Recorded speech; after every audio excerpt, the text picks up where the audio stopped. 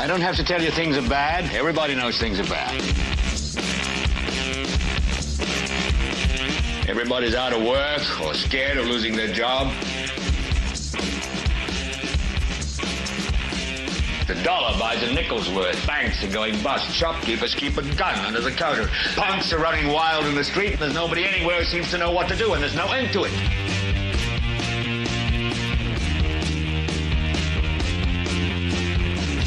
The air is unfit to breathe, and our food is unfit to eat. And we sit watching our TVs while some local newscaster tells us that today we had 15 homicides and 63 violent crimes, as if that's the way it's supposed to be. We know things are bad, worse than bad. It's like everything everywhere is going crazy, so we don't go out anymore.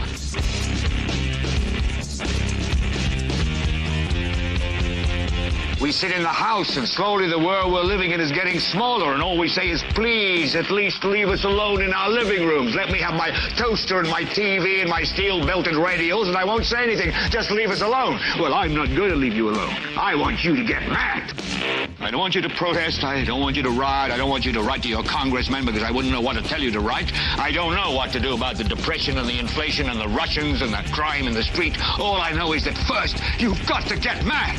You've got to say, I'm a human being. God damn it. My life has value. So, I want you to get up now. I want all of you to get up out of your chairs. I want you to get up right now and go to the window, open it, and stick your head out and yell, I'm as mad as hell, and I'm not going to take this anymore. What is this? What the hell?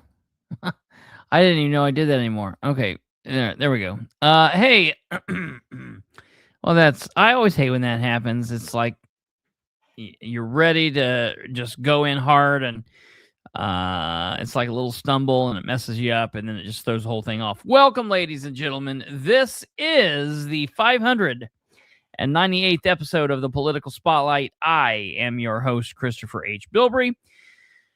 This is the Political Spotlight. Producer Kate is with us and making sure things are running smoothly. You're all here. And boy, what a meeting. What a meeting we all witnessed last night. I want to say right off the bat, first and foremost, because I know that there are some people that are waiting for this show thinking that it's going to be something different. So during our days off in the last couple of days, Friday, Saturday, some information came into Kate, a video came into Kate, and she sent the video to me, and we talked with our legal people. We talked with the legal people involved, and we found out that we can play the video that we received. We received we received a deposition, a video of a deposition. And while anybody that's been on YouTube or watched videos online in this kind of world, politics, policing, legal stuff, you've all watched and seen depositions floating around online. I want to tell you, if you're ever interested in watching a very interesting deposition, I would turn you on to, I don't even know this guy. I know of him, but I really don't follow his things. But there's a deposition that some attorneys did on, he's like a country music kind of like rebel guy, kind of like a new age outlaw country. His name's Ryan Upchurch. And he did one of the greatest depositions that I have ever watched in my life. I just stumbled on it a while back and I watched it. So if you're into depositions, you might check that out. Just type like Ryan Upchurch deposition. For anybody that's like into law, like attorneys out there, watch it. It's a definitely an interesting study in just new age law and where we are in the world today. However, this deposition came into us, and I had to check with our legal team, and I reached out to the one of the attorneys involved, and found out that, because the case is still ongoing, and the deposition is a deposition that has I've been hearing about for some time, last month or so, 2 months maybe. And it's a deposition on the Henry County Sheriff, John Mark Sproles. And it's a deposition in where he is being deposed by the attorney, Mark Nicholson. And we've talked about Mark on here before. For the record out there, I've never met Mark Nicholson. I've talked to Mark Nicholson. I could probably put on one hand the times I've talked to Mark Nicholson. Now, I know Mark Nicholson's sister, and I would consider myself very good friends with Mark Nicholson's sister. I like and I respect Mark, and I would be proud to call him a friend. I would hope that he would be proud to call me a friend. We just don't know each other. We just simply do not. We don't know each other. We're growing to know each other, but we're not. We're acquaintances in the world. You'll understand why that matters tomorrow or the next day. But we got this deposition, and he's deposing the sheriff's John Sproles from Henry County in a, I don't actually even know what the case is. It's like a slander or libel case, a slander or libel defamation case where John Mark Sproles, Tweedle D, I have dubbed him for the duration of this election. He slandered, and he really went after an individual who I think that you guys are going to find fascinating, and we're going to talk more about him. And I had told people that episode would air Tuesday /and/or Wednesday. And I was thinking that this episode would have aired last night after the council meeting, but because the council meeting went so long, the meeting took so long, this episode got pushed. And so the Sproles deposition episode will be tomorrow. It'll be Wednesday instead of Tuesday. And I know I'm breaking people's hearts, but please bear with me. And I also want to tell you that the deposition is fairly long, and so I feel as if we probably have to start an hour earlier tomorrow. Maybe we might want to start at like 8 or 8:30, maybe, because the deposition is like a good solid 2 hours and 20 minutes. We're not going to play it just straight through. I am going to put it up in its entirety so you guys can watch it unedited and with no commentary, but we're going to go through it, and we're not going to watch the whole thing. So I'll talk to Kate about that. I'm just letting you guys know there might be a programming change tomorrow. We might go an hour earlier tomorrow, so just keep in mind that we might start at 8 tomorrow or 8:30. I'll let you guys know. We'll put it out there. It'll be on social media. It'll obviously tell you on YouTube, so just be aware of that. Tonight, though, we are going to talk. We have to talk about the meeting last night, the Muncie City Council meeting last night. It was absolutely insane. That's the only thing that I can say. There is nothing else that can be said. The meeting was totally crazy. And before we get into it, I want to say I have been to meetings that have lasted longer. I've specifically been to Muncie City Council meetings that have lasted longer. I've been to meetings where we started at 7 p.m. and we didn't walk out until 1:30 or 2 o'clock, 3 o'clock in the morning. And that's 8, 9, 10, 11, 12, 1, 2. That's 7 hours, 8 hours at a council meeting. Last night's meeting went from 7 to 8, 9, 10. It lasted like 3.5 hours. However, last night,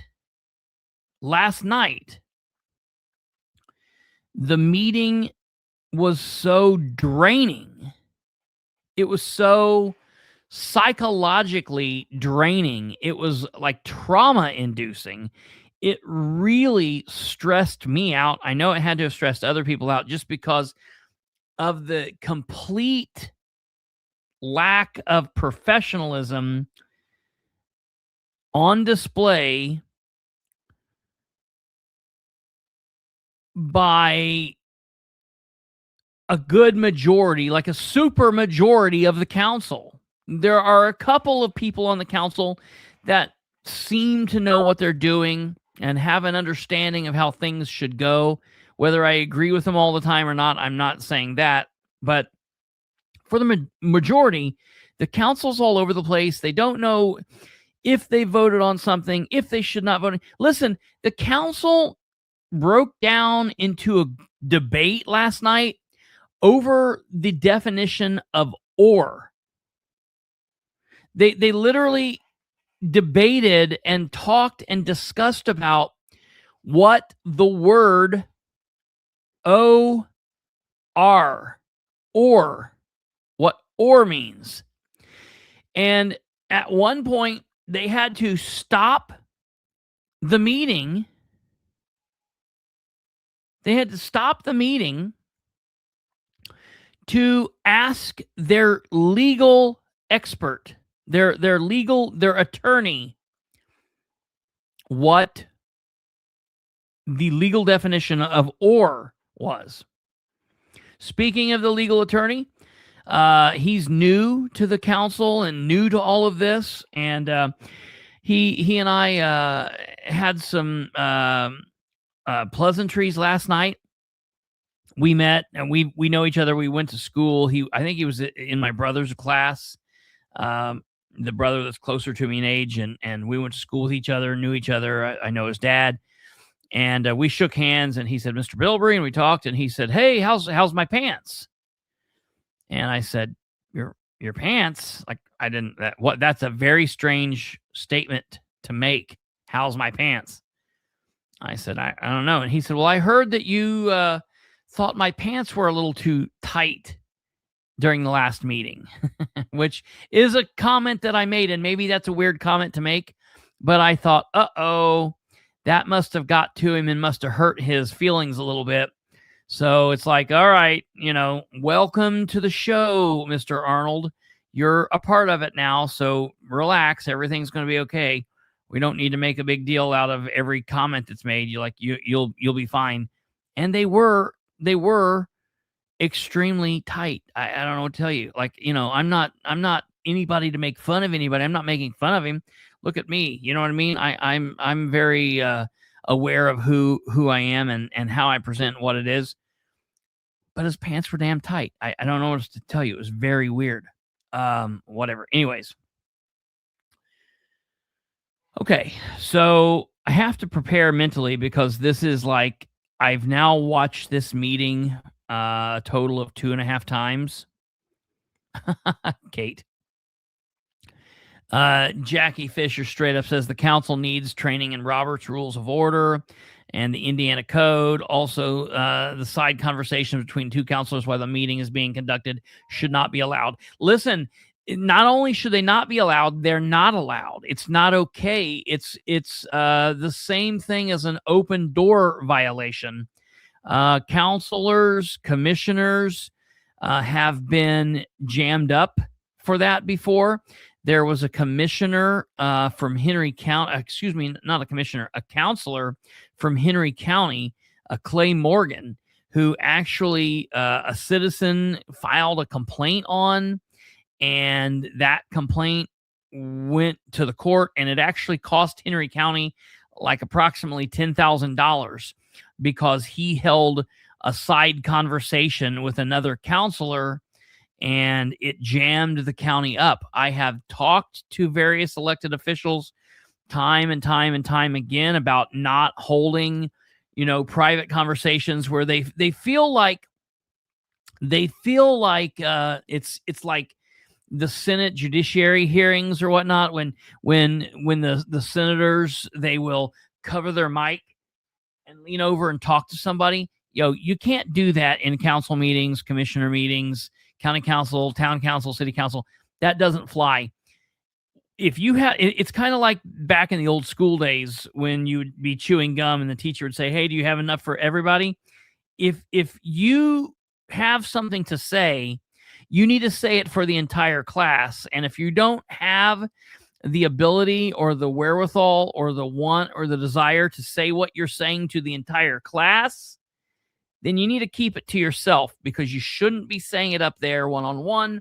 That is an open door violation, and it can cost the taxpayers, it can cost the city, and it can get them jammed up. And I know that right now they feel like they're above everything, that they can do what they want, but I promise you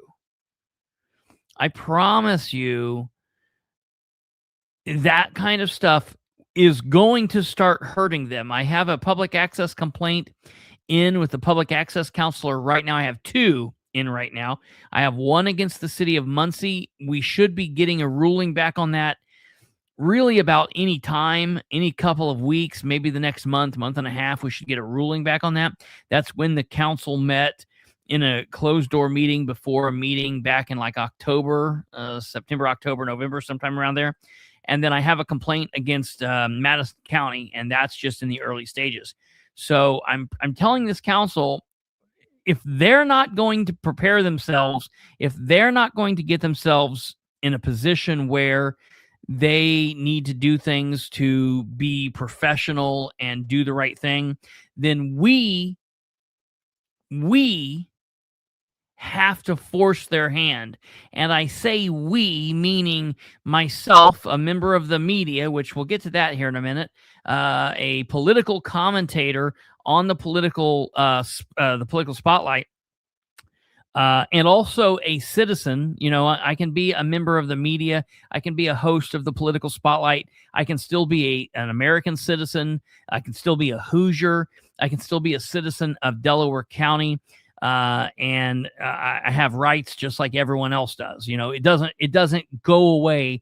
My rights don't just disappear because I also have a microphone and I speak to an audience. We'll talk about that. So we went into this meeting. And I'll tell you, I had I didn't know, I had no expectations of how this meeting was going to roll, because I attended the meeting in January. And at the meeting in January, as all of you know, we got a new council president, Jeff Green, District 1 Republican. And Councilor Green decided to change the rules. And they were very, very disheartening, very gross, very just overbearing and not needed. It was like he was fixing a problem that didn't exist. They were creating a problem to fix, which then in turn created a bigger problem. Okay. Yes. Very happy with the turnout of the public. I don't care if it was Republicans, Democrats, conservatives, progressives, liberals, independents, libertarians. I don't care what you call the people. I don't care what their political beliefs were. At least for the public concern section, I feel like a majority of the people put everything aside and people came together for one message. We are not okay. We are not okay with what you're wanting to do to us, and we're telling you what we expect of you. period. Okay. So I went into last night's meeting with no expectations because I thought this could go literally any way. Now, we went over this agenda back like 2 weeks ago, a week and a half, and I'm just going to quickly go through this as I showed you. Yes, last night's was a big turnout. The meeting lasted 3.5 hours. It was Catherine, don't disappear. You're going to want to watch this. Watch this show. Don't fall asleep or get ADD. You're going to want to watch every bit of this. It's going to be wild. So here's the agenda. We see it was a regular meeting.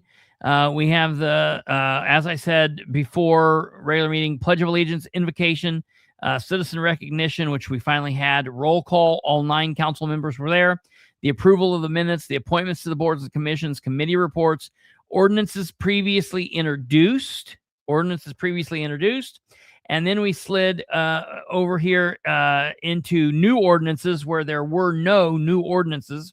Then we had resolutions, and then we had tabled. Now, this is an old copy of the agenda because the agenda was updated and the tabled ordinance came off, and they did not discuss the tabled ordinance. And I was told that ahead of time, but I didn't get a chance to update this. So the only difference was that tabled section was gone.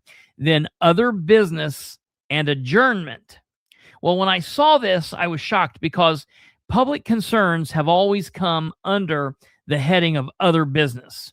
And I said, I thought that they would have adjusted that if they planned to adjust things. So I went into the meeting thinking maybe they had decided not to do anything. And I was hopeful that that would happen.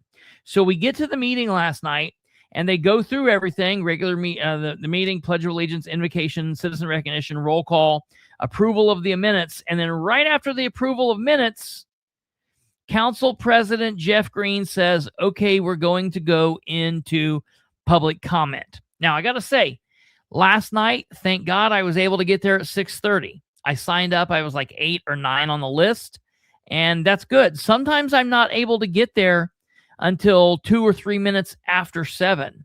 And I'm going to tell you, if there's ever a time that I get to the meeting after the meeting started and they feel like they're going to shut me down or not let me speak, I have another thing coming for them. They have another thing coming. I will be speaking. I'm glad they already broke their quote-unquote rules and protocol with Audie.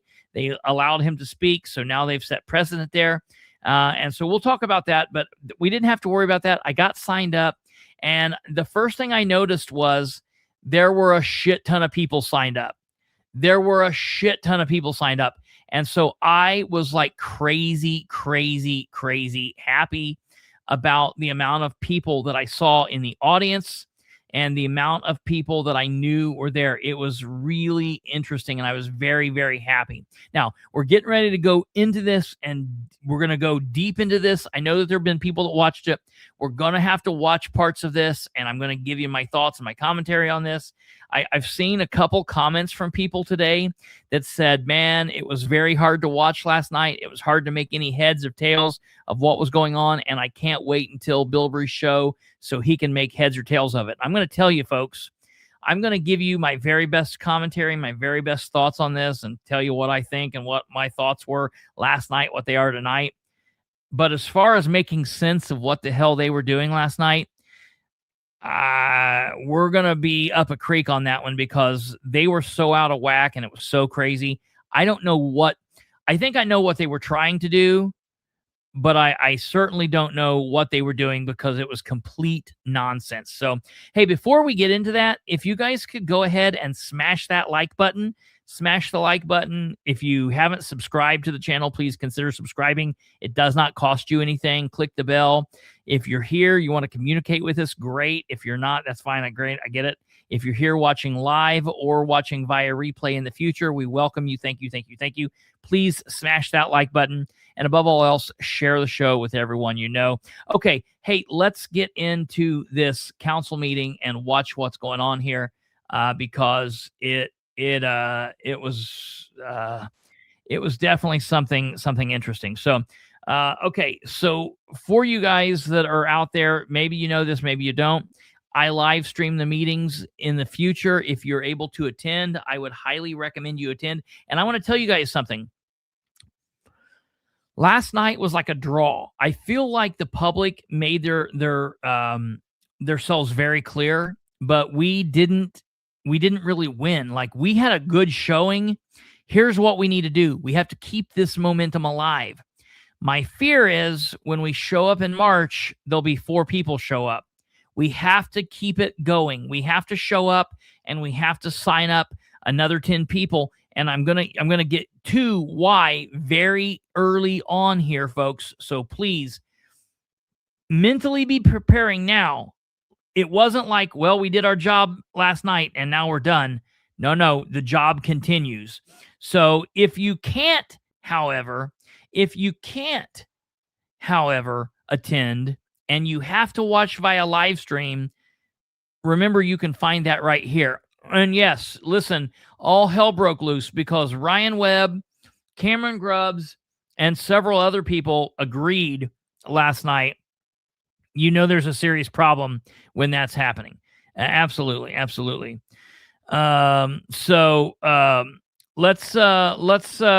go ahead and take a look here at what we've got going on here in this crazy ass meeting. So we're going to start this.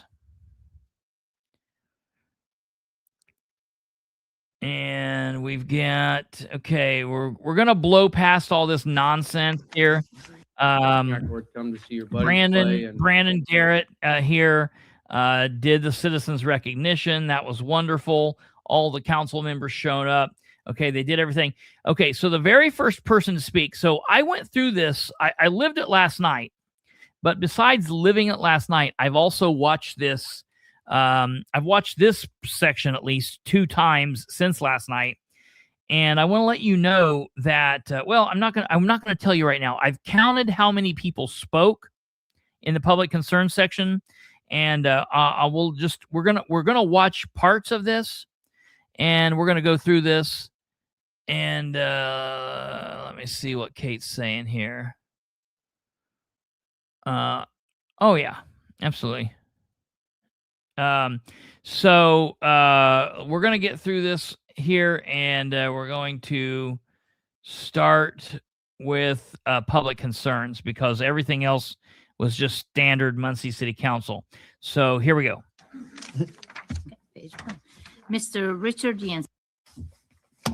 Roll call on that, please. Yeah. Public comment at this time. Who's first on the Oh, list? you want to You have the today? list.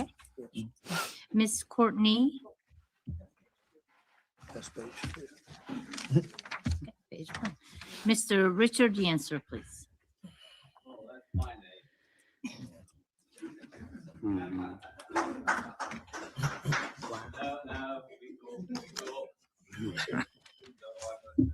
Rick Yetzer, newsman, author, and you got the mic on. I'm sorry. I don't pay attention. But anyway, I also direct now the latest show in town called Quill and the Quiver. Some of you know because we're testing it right now, and it's going to be our new news. But anyway, a couple things. Hopefully, with Macker coming back, you might want to look in your park plan that I looked at a couple of weeks ago, and the city committed money because there's going to be needing help to fund this with 10,000 people coming to town. I know Destination Muncie have bought in, schools have bought in, and I hope the city will buy into this project too. And as far as follow the money tonight, I got a couple other numbers when you consider spending edit money instead of using it to create jobs or have business and industry and giving it to charity. We got the year-end reports for Ball Brothers and Community Foundation. Ball Brothers gave $8 million. Community Foundation gave $4 million. So one of the things you got to say, love him or hate him, you like what he says or don't like what he says. One of the things that Rick is always on about, he's always on about taxpayers. He's always on about how they're spending the money, and whether he's right. There's people always say that he's off on his figures. He's not off on his figures. Whatever. The bottom line is he's saying one thing that people should not have a problem with. He's always saying that the elected officials should be careful in how they spend the taxpayers' money. And look, I don't care where he's at on his figures. If his figures are right or wrong or all over the place or whatever, that doesn't bother me. The message of telling the elected officials that they should be careful spending the money is a message that I can get behind. I have no problem with that, okay? So I don't think you need to use that money for charity. You need to use it. Well, I suppose you could use public works, public safety, like Jerry said.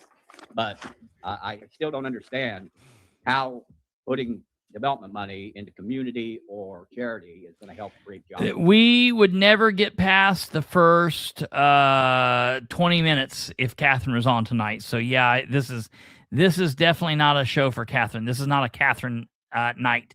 However, a Catherine night is coming up, and we've got some great things to talk about, and it will be great. I promise you. And in the meantime, hopefully everybody get a chance to speak because it's supported under the Constitution. There can't be any law by local or state government that overrules the Constitution or the right of people to redress their government.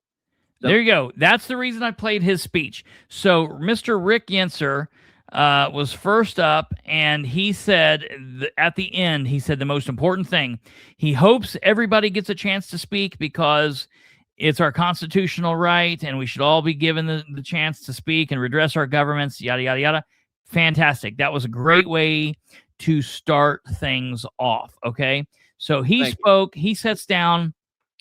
Miss Susan Dillon. Next up, they bring up Susan Dillon. Susan Dillon is now the new president of the, she's the new president of the Ethics Commission, and she stands up and talks about the Ethics Commission and how great of an honor it is to be on the Ethics Commission. And, you know, it's kind of a peaceful message. So I'm not going to call her message a message of, she wasn't there to say, hey, you need to do right by the people. She was there talking about the Ethics Commission, and that was that. She didn't have a message saying, allow us to speak and do right. She was just talking about the Ethics Commission. So we're gonna blow past her, and we're gonna go into the third comment, third person here. Miss Elizabeth Riddle. Elizabeth Riddle. I need to lower this a little. Hello, everybody. My name is Elizabeth Riddle. I've been a Muncie resident for 23 years and 20 years before that in the county. I urge the council to support Ordinance 03-26. And I would like to say that this should not be an issue of political philosophy. Having and sticking to a clearly stated procedure for proposing ordinances should avoid trouble and benefit everybody. Also, I oppose the proposed changes to the rules for public comment at city council meetings. Although I see a number of problems with the proposed comment changes, I'll just mention three here. First, I think that removing comment from the public for the introduction of an ordinance seems counterproductive for full consideration. Okay, so she's speaking out. She spoke in favor of Ordinance 3-26, which is the transparency ordinance, the ordinance that's supposed to clear up any issues with who can file ordinances and resolutions. And just so everybody's on the same page, when we're talking tonight, Ordinance 3-26 is the ordinance that Nora put in place actually last year under a different number after the whole big forgery, fraud, signature thing happened, where Shireen Wagley, the mayor's executive assistant, pushed forward an ordinance that Dale Basham had not signed. They used his signature and the signatures of other people on a document that he did not know they were pushing forward, and he only found out about it at the council meeting, even though he got all the paperwork the week before, but he apparently didn't look through it, and only he brought that out at the council meeting, and then it was a big fiasco, and it was a big ordeal. So Nora put together an ordinance just saying, listen, the only people that can file an ordinance are the council members or the council attorney or the city attorney. And this made perfect sense. Okay. This is not a Republican thing. It's not a Democrat thing. It just makes sense. It doesn't stop you from the public from making an ordinance. It doesn't stop me from putting together an ordinance. It doesn't stop Dan, the mayor, from putting together an ordinance, or anyone on his team or anyone else in the city. It just means that we have to get a sponsoring council member, and that after it's put together, it has to go to the council attorney or the city attorney, and they have to sign off on it. And that then either a counselor or one of the two attorneys or their teams of attorneys can then file that. It means Dan Ridenhour can't file an ordinance anymore for someone on the council. It means Shireen Wegley can't file an ordinance for someone on the council, as it should be. It's checks and balances, and it makes sure everything's okay. So this third speaker here, Elizabeth Riddle, she's speaking in favor of that ordinance because, believe it or not, there are people on the council, mostly the people who do the will of the Ridenhour administration, who don't want to support it and have been very leery of it. So she's there to support it, and then she speaks out against Jeff Green's rules. So that's the third speaker. So we're going to move on to our fourth speaker of the evening. Before you speak, I would like to make a comment. And I agree with the not giving of the address. I think that in the day and age in which we live in today, there are a lot of things that would transpire that should not. So if you would just merely say that you are a citizen of the city of Muncie, I think that would suffice. We'd like the citizens to be able to speak. I think that's important. Okay. So I want to talk about this for a second, because a bunch of people started giving Jeff, attaboy for, coming to his senses and seeing that maybe in today's day and age, we don't want to be standing up at the podium and saying, yeah, I'm a John Doe and I live at 223 Your Mama Street. You know what I mean? Maybe that's not the best thing to do. So it took him a whole month to come to his senses and realize maybe that's not the best thing. So I will give him a little bit of a round of applause, because he takes that off and says, oh yeah, we're not going to do that. But then he immediately crashes the plane into the mountain, because he follows it up with, well, just say you're a Muncie citizen, because we want the Muncie citizens to speak. That's great. Listen, I'm glad. I want them to want the Muncie citizens to speak, but they also can't stop the Delaware County citizens. They can't stop citizens from Ohio. They can't stop citizens from Florida. They can't stop citizens from California. They can't stop citizens that are homeless. So I don't care what they're saying. I also do not want citizens to get up and say, hi, I'm a Muncie citizen. Hi, I'm a Delaware County citizen. Don't do it. Do not bend to these people's will. They cannot stop us from talking if we don't say that, and it doesn't matter. A person from Seattle could have a wonderful point to add, and them trying to say, well, we only want to hear from the citizens. That's a bunch of horse shit. Okay, we're not doing that. Don't do it. And I'm glad a lot of people didn't do it. Okay, but it's just, even when they're giving things back and saying, well, we understand we shouldn't do this, they're still trying to just keep a little bit of control. So that's ridiculous. Okay, let's go on here. Okay. Absolutely, GW. Hi, Daisy Dale. Thanks for saying that, because I don't have an address to give out. I can give you my social security number if that would. No, we don't want that either. I'm standing here to address the fact that the last meeting, as soon as Jeff Green became the new president of council, he immediately decided to make 6 different changes, Yes, Joe. 5, I guess now, that were all intended to restrict free speech of members of this audience. I'm speaking as someone who's been going to these meetings for the last 2 years. I've had to skip other important things in my life just to be here and to stay involved. I've had to suffer through every decision the council has made since you were all sworn in. To mention just half of the changes, one of them being members of the council can only speak for 2 minutes instead of 3. 2 members of the public cannot sign up to speak after the meeting starts. And 3, as you just said, has changed. Speakers will have to state their home address. Thank you for changing that.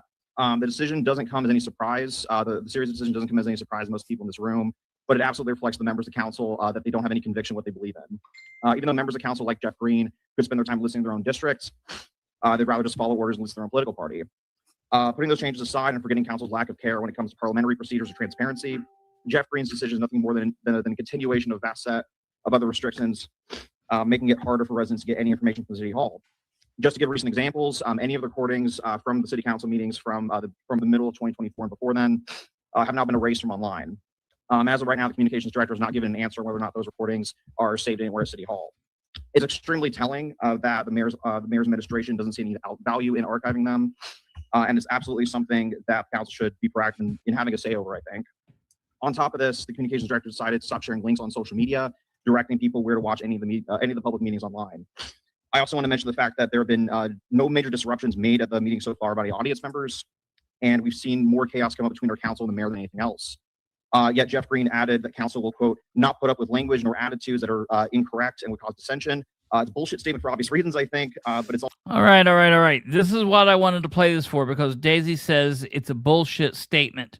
And I really like that, because what they said they were doing is they were not going to allow us to, speak in a way that people want to speak. Look, I'm going to be honest. I sometimes say bad words. That's a holdover from, I guess, working around a group of guys when I was coming up at in my dad's shop. It's definitely a holdover from being a police officer, and it's just is what I am. Now, I will tell you, I do my very best to be polite in front of mixed company, and I try to be respectful, and I try to be very calm and cool. However, sometimes passions run over and things happen. But the number one thing is we have a First Amendment right. They might not like it. This is big boy. This is a big boy world. This is not a daycare. This is not a home for nuns. Okay. If someone says, I'm tired of this shit, or, what the hell are you doing? Or this is bullshit. I don't think anybody should be going to jail for that. I don't think anybody should be shut down for that. And I was very, very happy that someone was willing to push back on this. And it just so happened that Daisy was the first person. There were a couple different people that said various things. Nobody crossed the line and said anything too crazy. But even at the end of the day, even those words, you can't be jailed for them. So that's important. Also massively hypocritical, considering council won't even acknowledge a recent statement made by communications director. Hold over from being an American. Sorry, Amber Green, my bad. Where she made a lewd sexual joke about transgender people. I think I speak for a vast number of people in this room who choose that are incorrect and would cause dissension. It's a bullshit statement for obvious reasons, I think, but it's also massively hypocritical, considering council won't even acknowledge a recent statement made by communications director Amber Green, my bad. Where she made a lewd sexual joke about transgender people. I think I speak for a vast number of people in this room who say that if you guys don't care about professionalism or yourselves, for yourselves, or anyone in the mayor's office, none of us should care either. Thank you.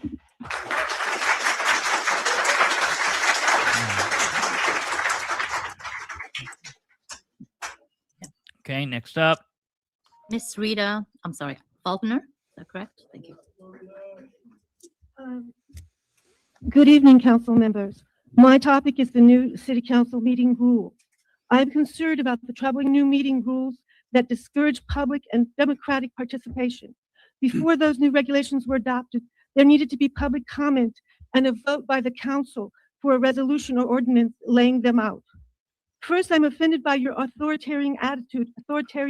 Okay, so Council this President- person is obviously speaking on our side of things, as speaking out against this, and is very, very opposed to the new changes. We'll jump ahead here to the next speaker.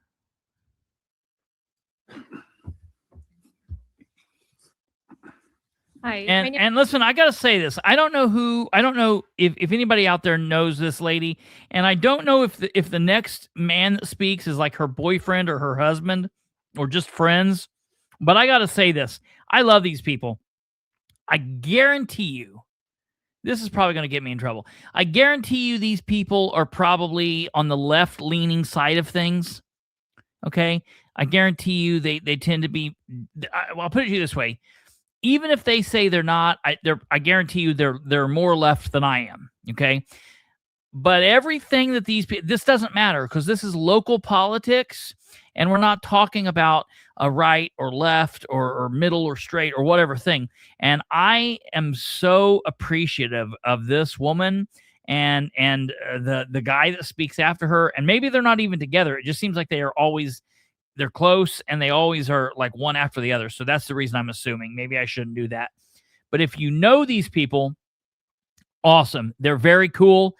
I thank this woman for speaking the meeting after meeting after meeting. I hope she continues coming. I hope she decides to stay in Muncie and run. I don't know if they're from Muncie or Ball State students or what the deal is, but I hope she runs. I hope that her husband or the guy or whoever that dude is, I hope he runs. I hope they stay involved and it's very cool. So I'm glad she obviously is up here to speak in favor of our side and against the rules changes. We'll let them go for a bit. I'm a Muncie resident, and my views do not represent those of my employer. Muncie resident. I'm speaking today to urge you to reconsider the new rules for public comment at council meetings that were introduced in January. I want to begin by thanking Council President Green by already removing the requirement. Yes, Audie, you're right. Was one of my concerns coming into this meeting. I want to also urge you to reconsider the changes to when residents are allowed to speak. Specifically, moving public comment to the beginning of the meeting and eliminating opportunities to comment on ordinances when they are introduced. I want to especially emphasize that I believe these rules will make meetings more confusing, disorganized, and inefficient. For example, if people know that they cannot comment at the end of meetings, they may try to raise issues throughout the meeting, even when they don't align with the agenda item at hand. Further, if there is no opportunity to comment when ordinances go up for introduction, I think that people will look for other moments to give feedback, including during unrelated discussions. I want to highlight that we already saw some signs of this at the January meeting as speakers began to try and navigate what they could say and when, even though these rules had not even yet formally taken effect. Overall, I worry these changes will increase confusion and inefficiency at council meetings. Thank you in advance for considering these concerns. I love it. I love it. Very, very on point. Always quick with her words, and wonderfully spoken. Great. I also want to take a second to talk about Mr. Goad here, in right up here. I've met him way back in 2019. He started coming to meetings. He is on the MITS bus board. I love his shirt. Yes, yes. Dog whatever, dog good. I love his shirt. MITS is bussin'. Dude, that's an amazing shirt. And I don't know what the deal here is. I have no clue. Oh, do good. That's good. I like it. Do good. Good. What? Yeah, that's fine. I like dog good too. Dog good. I like dogs. It is what it is. I love this. Mitz is bussin'. Dude, that's amazing. That is an amazing. I want one of those shirts. I want to buy one of those shirts.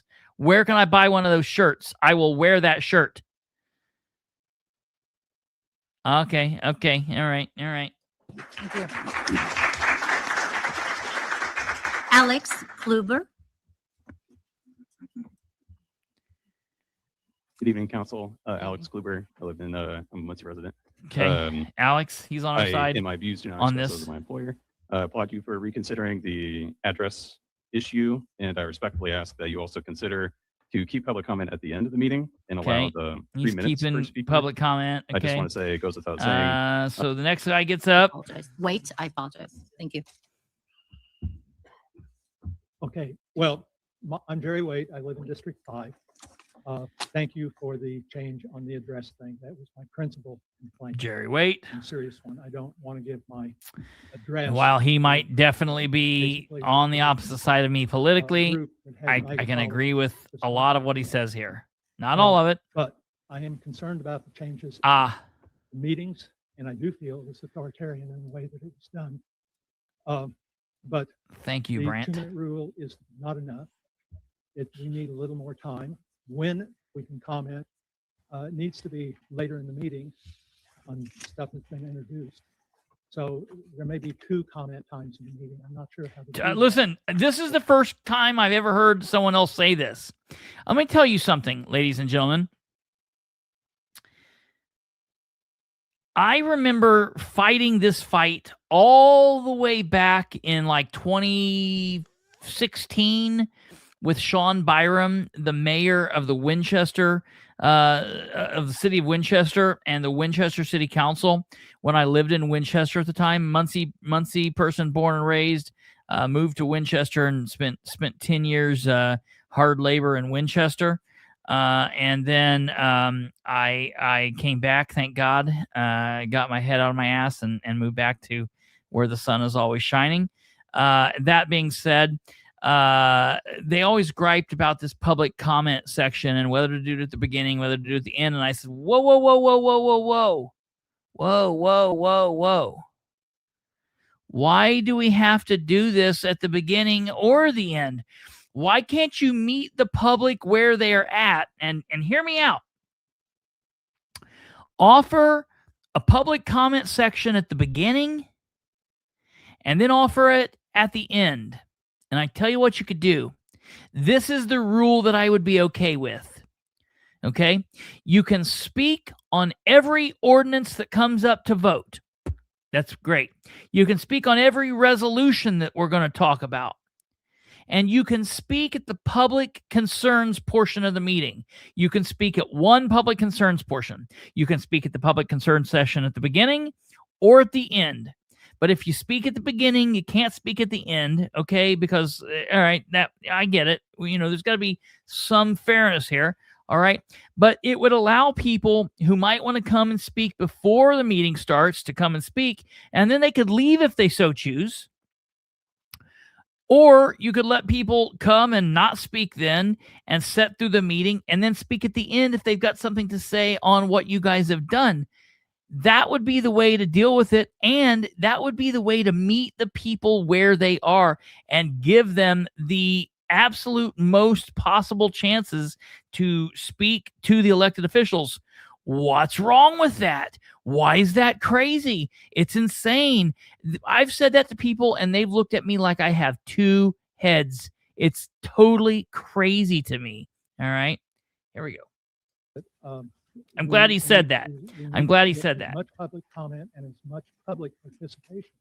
As much public comment, as much public input as you can. Okay? We're going to fast forward here to one of my favorite people of all times. I love this gentleman. He's on point. I have loved to watch his growth coming to meetings and him to be more passionate about the things that he says. And he's really developed as a speaker, and he's really come a long way. And I hope that he runs for office. I don't know if you're out there listening, Scaife. Run for office, bro. I'll back this 100%. Here he goes. First of all, I don't like any of the changes. Just to be blunt. First of all, ding, ding, ding, ding, ding. Couldn't have said it better myself. First of all, I don't like any of your changes. There you go. Well, that's great. Civility, formal politeness and courtesy in behavior or speech. We stated that we'll conduct ourselves in a civil manner. But being uncivilized doesn't just come in the form of anger or outrage. It can also come in the form of laughter, giggling, which I see a lot going on up at the council. You're right, Bob. Absolutely. Up between you council members. Snickering, even your body movements when you show a lack of care or concern when someone is speaking that you don't agree with. Shifting, rolling your eyes, that's being uncivil. Emotions run high in these meetings. So whether you laugh, frown, or give an angry outburst, it can also be described as being uncivil. But not one elected official has the right to decide which definition of civility that he or she wants to follow just because it fits his narrative. Yes. I believe that's wrong. I believe it's unnecessary. And just to talk about the profanity, I've been coming to these meetings, and you can't just use that excuse because you said some people are using profanity, because it doesn't happen. But I think that was just an excuse. But anyway, so let me go on to the next one. Excuse. Not being able to speak during the introduction of introduction of ordinances. As Ms. Powell already pointed out, Chief Sloan got up here and spoke. and ask for y'all to, what word am I looking for? Suspend the rules. Because he spoke during the introduction of an ordinance, y'all did it. And Yeah, Kate. Ms. Selvey was the one that made the motion. But I didn't hear her say anything about let's reconsider. Ms. Powell was the only one that objected out of all you council members to the rules, and I thank her for that. Yes. Mr. Green, you even stated you would have liked to hear from some of the kids during the introduction. So if you do away with that, Yes. you contradicted yourself by saying you wanted to hear from the kids. And everyone who voted to suspend these rules on the orders, but only one person objected to silencing the public during the introduction. I think all these need to be reconsidered because I went to every forum, debate that you guys had to get these positions, and we listened. Now it's your turn to listen to us. So I hope these changes don't go into effect. I see they're doing tonight, but this needs to be reconsidered. And I think every one of you other councilmen should be saying something to him because it's not fair to the people that are elected. Thank you. Yeah, I love it. I love it. I love it. All right. Miss Melinda Messinio, please. Hello, thank you all for being here. Melinda Messinio, my positions do not reflect those of my employer. I'd like to publicly thank the AEW, the League of Women Voters, and the Committee of Experienced Educators for hosting a very important... So she starts off saying some other things that are not related to the issues at hand. She's thanking people for attending some things. That's great. That's what public concerns are for. I'd like to also publicly thank Representatives Selby, Gullion, and Powell for their presence there. I'd love to see a show of hands in the room. Who else? I will tell you, however, she does. So thank you all for your time and your consideration and for already making movement on changing these rules. She does switch over to talking about not changing the rules and doing the right thing. So she was a speaker on our side of things, telling them after she gives an attaboy to the people who are doing some things, she then says, "Hey, don't change the rules," yada yada yada. So we'll go on. Okay, coming up. Okay, yep. Here's the next speaker. Beth Messner. I am a resident of the city of Muncie, and the views I express are not those representative of my employer. I'm here to also encourage that the 3-minute rule and comments placed at the end of our meeting be retained. I think what we all agree to is that freedom of expression is at the heart of a participant democracy. It's what's necessary for a healthy and functioning republic. Yes. The rules, as I understand them, will silence public voices, which is not something that we want to be encouraging if we are indeed champions of freedom of expression. Yes. Emotions run high at these meetings because people care. Yes. They care a lot. And some people express their concern and their passion more dramatically than others. But the one thing that should never be questioned is people's interest, their need to be engaged, their desire to be engaged, and their concern for the well-being of our community. Citizens' voices matter. They bring listen, and I listen, and I'm going to be very honest. And this is my bias. This is somebody who before this night, I would have probably, as I was walking up to speak, probably looked at and thought, man, she hates me because I speak. I know that she thinks I'm just out of control and I'm rude. And so I want to apologize to her because I had that bias and I believe that about her.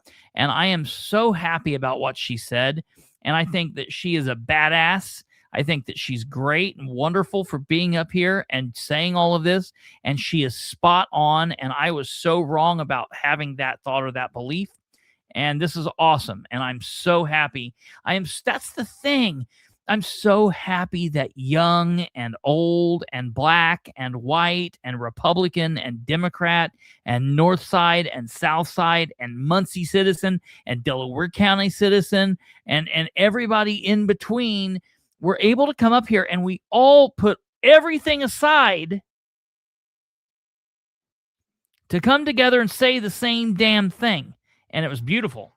Bring substantive ideas to the room. They encourage robust conversation about important issues, and they help us better understand the advantages and disadvantages of Joe, policy you're right. that you are deliberating over. The rules that we pose for these meetings should widen, not restrict public input. I understand the importance of efficiency, but I do ask efficiency at what cost? Thank you. Thank you.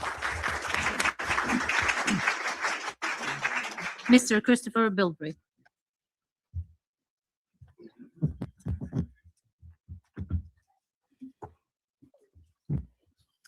Good evening. My name is Kristopher Bilbrey, and while I don't agree with this, and I won't ever do it again, I will never do this again, I am not a citizen of Muncie. I live a mile outside of the city of Muncie.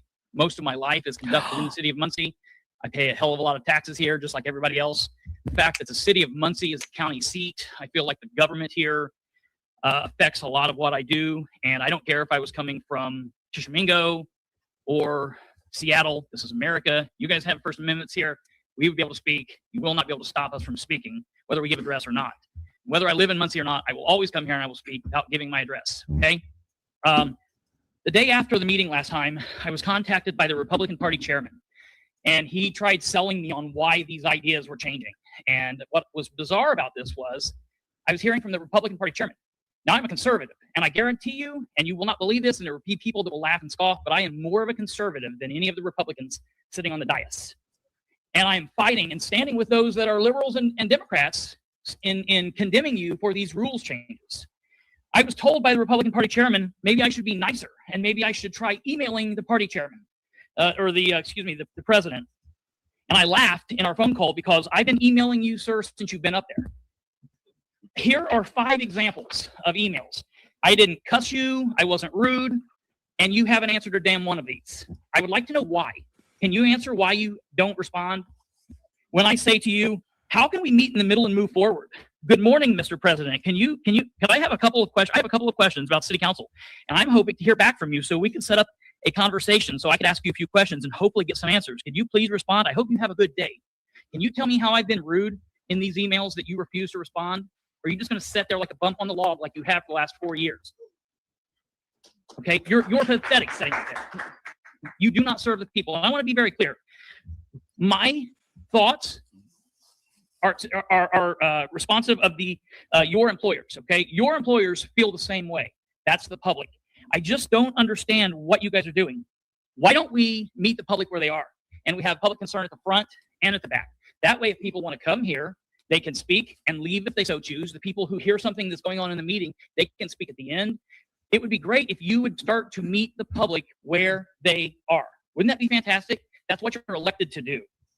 Also, House Bill 1338, which discussed decorum, it was in 2024 that was voted on down at the House, stated that if you guys were going to set up rules, that you needed to vote on these rules and you needed to post them on the door. And you made these rules up last time, I guess without anybody else's input. You guys didn't vote on these. And so I would say that the rules don't go into effect until you do that. If you want to look at House Bill, it's 1338, it went in law last year. I don't agree with it, but if you're going to try to violate our rights and be authoritarian, you might at least follow the rules that have been put in place for you guys.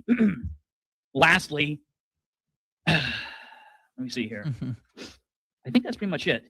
I guess I would just like to say in passing that I would really appreciate if you could start responding.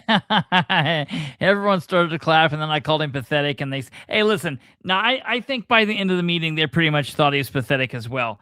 But yeah, that was funny. To emails, and I'm gonna give you just a second because I would like an answer.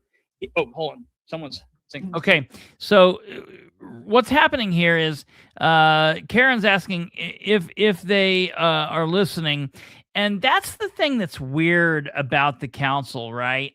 I was talking to somebody about this earlier. So when you're up there and you're talking to the council, there are times that they're doing this.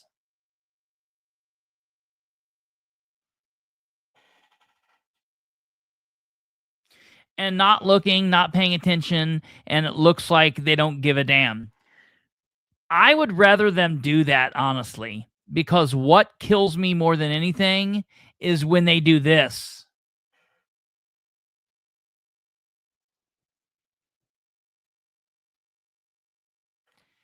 And it looks like they're looking into your soul and they're agreeing, and you guys are sitting on a couch after a date and the lights are turned down low and there is nobody else on this planet other than you. And it looks like your impassioned speech is making a difference. It's burning words onto their heart and their brain. And then you sit down and these flippin' idiots do something completely different than what you just talked about. And that's what kills me. I would rather them be playing on their phone, talking to each other, chomping gum, having their heads rocking off their necks. Anything other than looking like they get what you're saying and then doing the damn opposite thing. Totally insane. So, Karen, as far as to answer whether they're listening or not, I can't tell you. I have interviewed people. I have sat through interview and interrogation on very major situations. I have talked to all kinds of people. When I was at Ball State, I did an internship in the psychology department at the jail, and I did psychological services for jail inmates. And I've talked to people in interviews in that way. And I've talked to all kinds of different people, and I've paid attention to all kinds of different communications and the way people respond and the way people listen and all of this. And for the love of God, I cannot ever tell what the hell they're doing. It's totally crazy. I don't know. It's scary. And when you want to talk about the professionalism of the council and we're going to get to that right here. All right. When you want to talk about that, it's those 9 people that are the biggest problems. Okay. What am I talking about? Well, we've covered this a little bit, ladies and gentlemen, but you're really going to hear this here. So I'm going to talk to you about this, about what's happening. So at this meeting, okay, I have talked to you guys about the fact that after the January 5th meeting, on Tuesday, January 6th, the Republican Party chairman reached out to me and tried to sell me on why these rules changes needed to happen, why they needed to go into effect. And the reason, the underlying reason, the sole purpose of his call was not to listen. It wasn't even to talk any other words. It was to implant into my brain and make me follow, worship, and obey the fact that at some point in Muncie's history over the last couple of years, at least a couple, 2 or 3 businesses either were already here and folded up, or they were coming here and then decided not to, because on one Monday of the first Monday of the month, they tuned into the council meeting and they saw total chaos and they saw total civil unrest. And they said, oh, I can't deal with this. And they skedaddled out of here. All right. Now, since Tuesday, the 6th of January, I have been busting my ass to find out the names of those companies and the meetings that they saw that made them feel a certain kind of way. And I have not got responses back from Tim Overton. He won't tell me. I've reached out to the mayor. He won't tell me. I've reached out to GW. I've reached out to Councilor Green and Basham and several others, and nobody ever said anything. At this meeting, Nora, Councilor Powell, someone that I've had issues with in the past, but damn, she's, when she's doing right, I got to give her a round of applause. She asks me about that very same situation, and I want you guys to listen to this. This is very important, folks. Okay, I want you to listen to this. Mr. President, may I ask a question of the caller? It's supposed to be public comment. You just listen to what he has to say. She can ask me a question.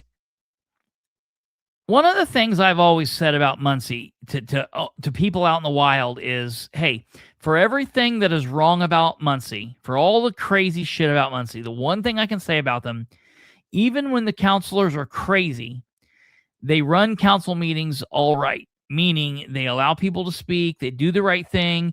During public comment, they don't just do that thing where most people say, no, we're going to just listen and not talk. It's a back and forth, and they allow dialogue.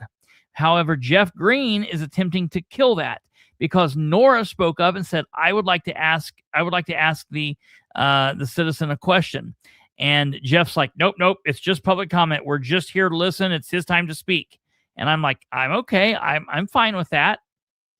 Is it Council, okay with you? Sure. Okay, ask him a so question. point of clarity, the Republican Party Chair called you to explain the rules. Yep. And he told me that the rules were changing because there had been a couple of businesses, 1 or 2 or 3 businesses in the city of Muncie that over the last couple of years had either packed up and left or refused to come to Muncie because of the chaos and disorder in the meetings. And I pushed back on the party chairman and I said, well, if we've seen any chaos, it's come from the council.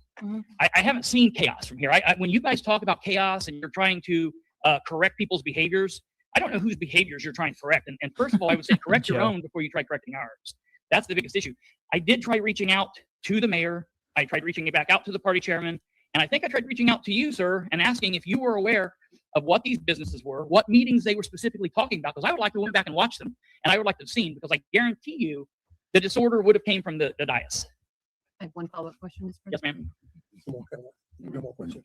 So she says she has one follow-up question, and he says, no more questions. Why?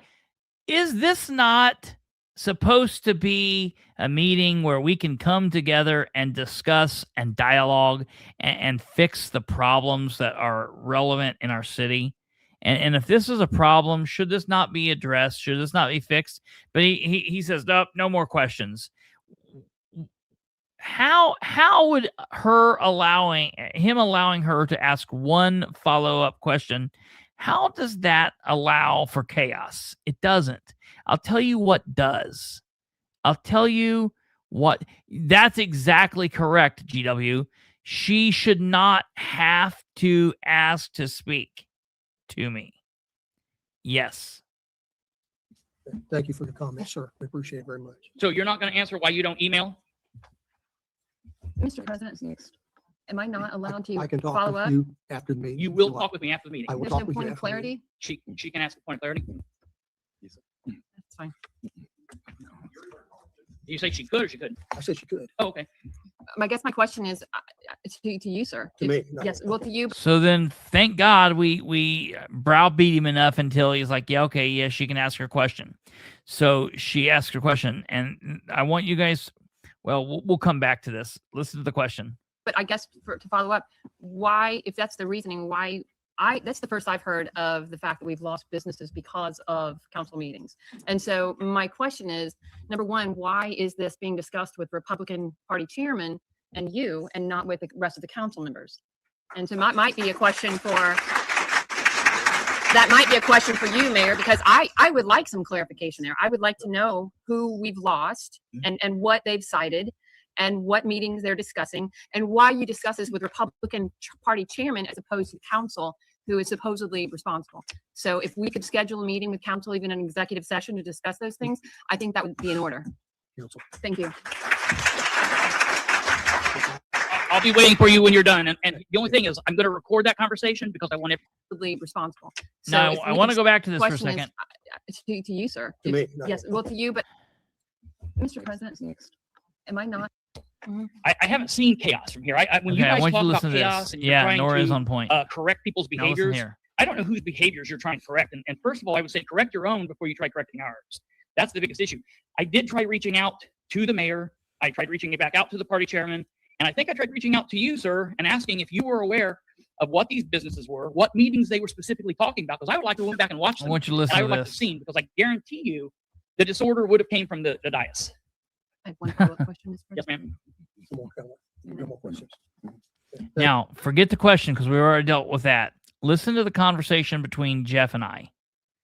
Thank you for your comment, sir. We appreciate it He says, thank you for your comment. We appreciate it, sir. very much. So you're not going to answer why you don't email?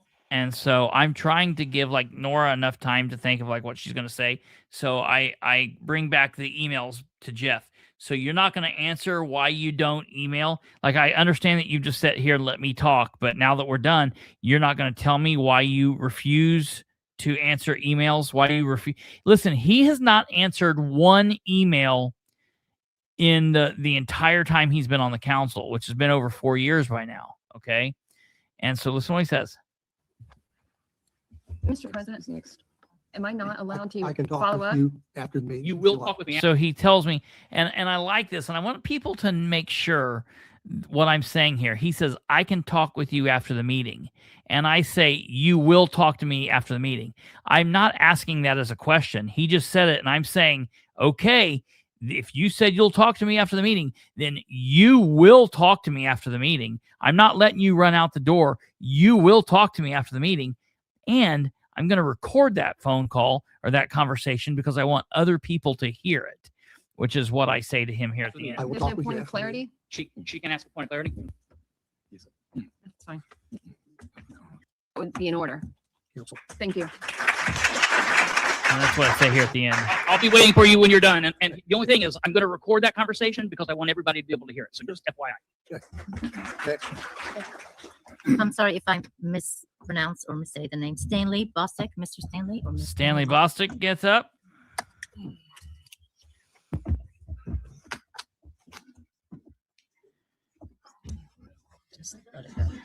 Good evening, council. Well, many of you guys know me, and you know my name is not Stanley Bostic. It's one of the aliases I use from time to time. I wasn't willing this evening to forfeit my First Amendment right to freedom of speech or my Fourth Amendment right to illegal search and seizure. But I will willingly give my name as Ryan Webb, and I'm here this evening to really object to the decisions that was made at the last meeting with the public comment. Listen, I know public comment can get testy sometimes. It can be uncomfortable, but that's part of the game. That's what we sign up to do when you run for office. And most of the time, you're not getting attaboys. It's usually people, reaming you and telling you how horrible you are and what you did wrong. And it's necessary. It's necessary to keep us grounded. I know some of you are active on social media, but I know a few of you who are ghosts on social media. So this is really the only opportunity for many of these folks to be able to interact with you. So I think it's important that they get that opportunity. I would say that I think you should. Yes. And I want to say, President Green, I applaud you. You show you're a person of reason by reconsidering the address thing tonight. I think that's wonderful. And I hope that after these comments here this evening that you guys will all come together and come up with something a little bit more reasonable. I want to make a quick suggestion, and I think is a great model, is what the Delaware County Council does. They have a list as well, but it's only to reserve your place in line. They put the first name on it. The list is only to reserve your place in line. And if you want to use it, great. And if you don't, great. You just speak at the end. No problem. They could easily do that. Why would we not do that? That should be easy.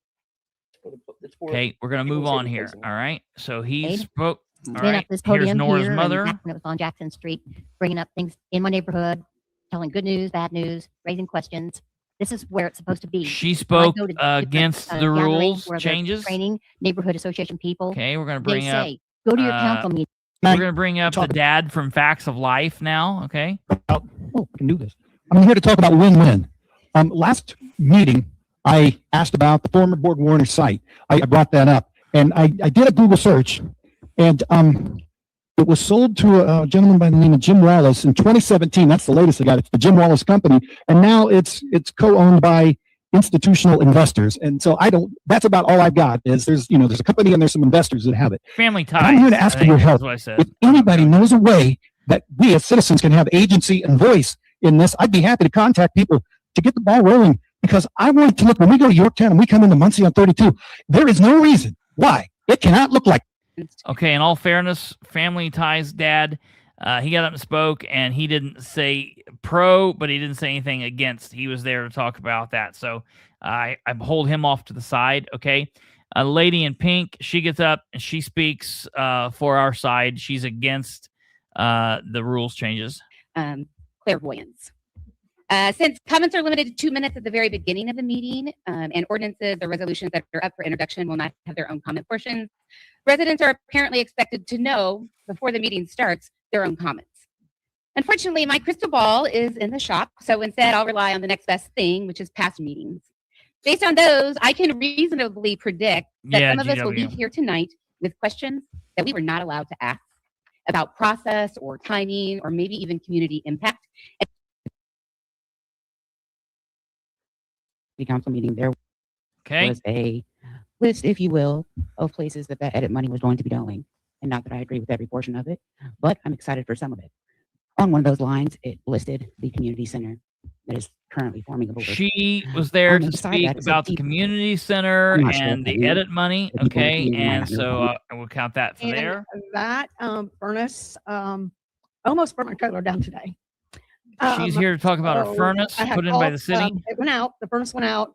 I called up to Ms. Cheeseman's office to talk to them about the warranty on it, and I never got her, but I did get someone from her office. They said there was no warranty on the furnace, that they did not purchase warranties on those. And about this time, and I want to talk about this, about this time, people outside are trying to get into the meeting. The meeting is closed. The doors are locked. And this is the second or third meeting I have attended where the doors have locked for some unknown reason. That is a serious, serious issue.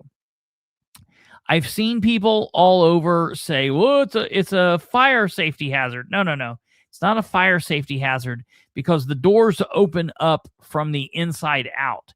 But what it is it's a closed door meeting.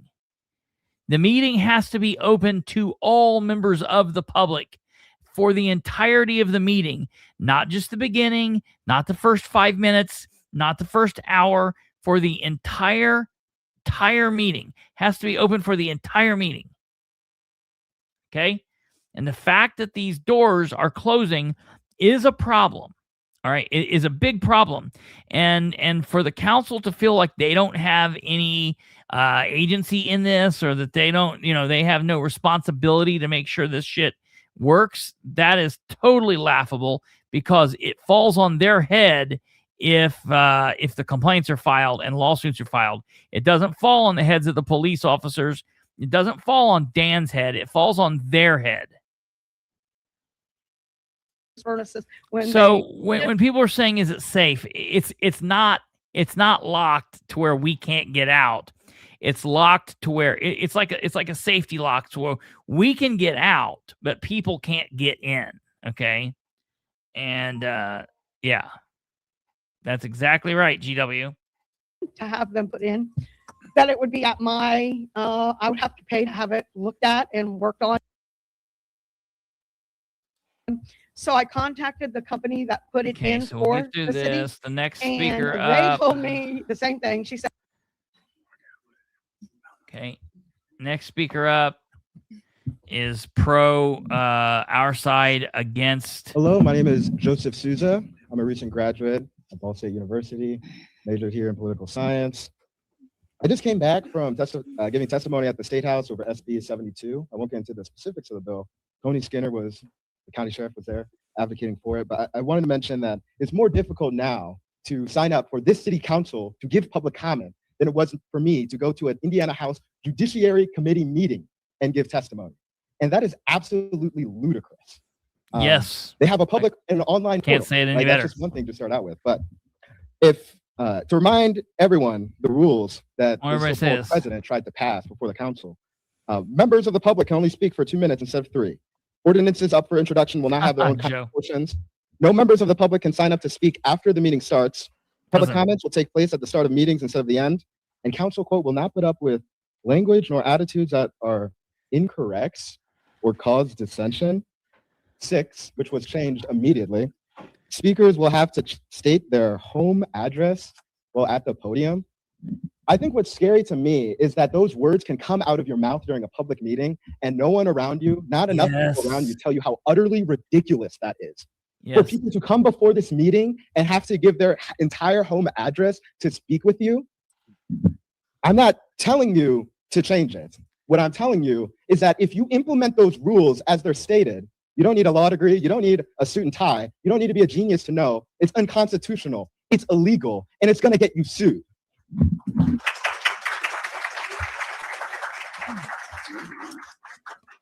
Miss Chelsea McDaniel, I apologize. McDonald. Okay. Good evening. Thank you so much for allowing me to speak.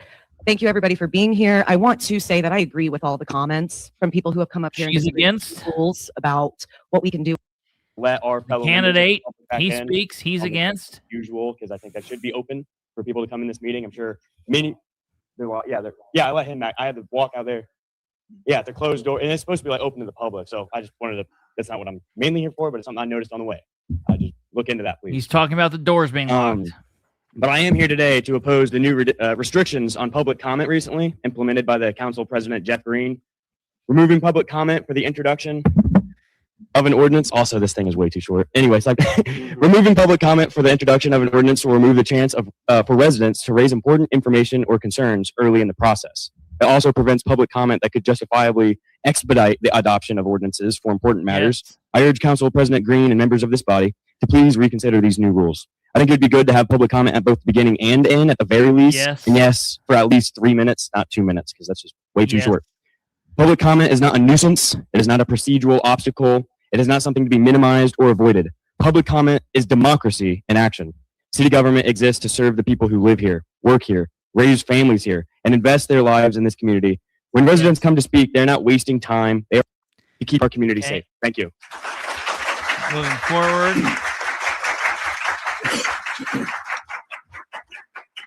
Mr. Julian Franklin. His brother speaks. You're not seeing double, I promise. So I had a longer, my name is Julian Franklin. Live here in Muncie. I had a longer speech, but I think the point has been made, Mr. President, so I'll keep it real short. My views do not reflect those of my employers. I oppose the new restrictions on public comment recently implemented by the council. Removing He's public against comment it. in the introduction of the ordinance will remove the chance for residents to raise important information and concerns early in the process. Rose Selby only got one name right all night, and it was Kristopher Bilbrey. It will also prevent public comment that could easily... And she didn't get it right because I actually signed up Kristopher H. Bilbrey. So I'm disappointed she didn't say Kristopher H. Bilbrey. I'm really disappointed.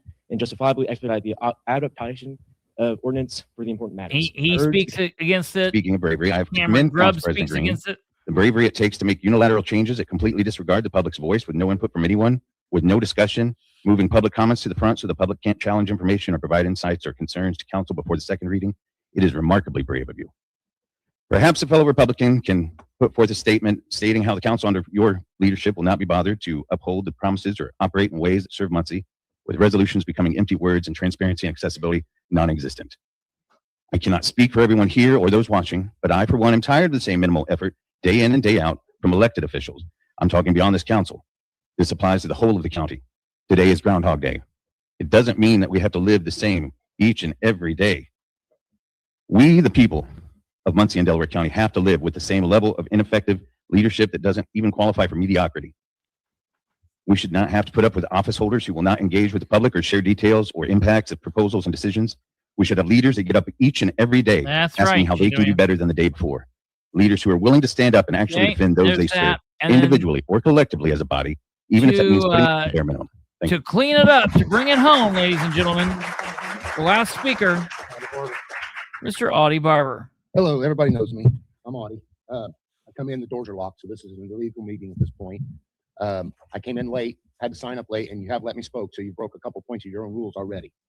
First of all, you're the president of the council, not the king. Just remember that. You should make every one of these folks up here vote whether to accept this new change or leave it the way it was. You are not a king. We don't elect presidents to become kings. Okay? Second of all,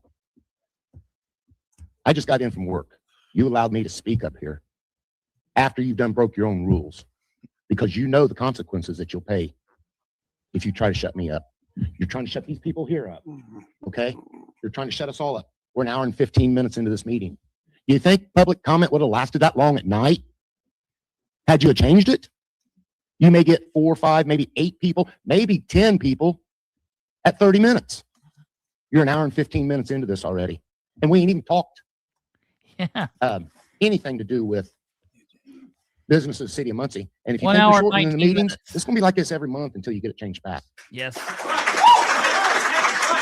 Yes. If we have to give up our time to come in here to prove a point, these folks will do it. They're here tonight. They'll be here next month. You have a 2-minute limit. Although there's a lot of them that's already went over the 2 minutes. That's rule number two that you broke. So let's just throw this damn rule out and start all over and put it back the way it was, because anytime the council has changed any rules, the council has voted on it. They changed the time 3 years ago. Guess what? The council voted on it. Anytime you're not Just because you're the president of the council does not give you the big head of power, okay? You are not Hitler. I hope you're a God-fearing gentleman that you say you are, and realize these people are very upset with this rule change. You've got people out here you've never seen in here before because of this rule change. And if you change the public comment to the front, GW, then you're not going to get the input on some of these ordinances and stuff that you're passing, and get these council members to change their mind because there's constituents that are out here telling them, hey, we don't want that. And Ms. Powell knows, Mr.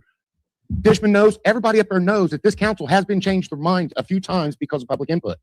It has happened.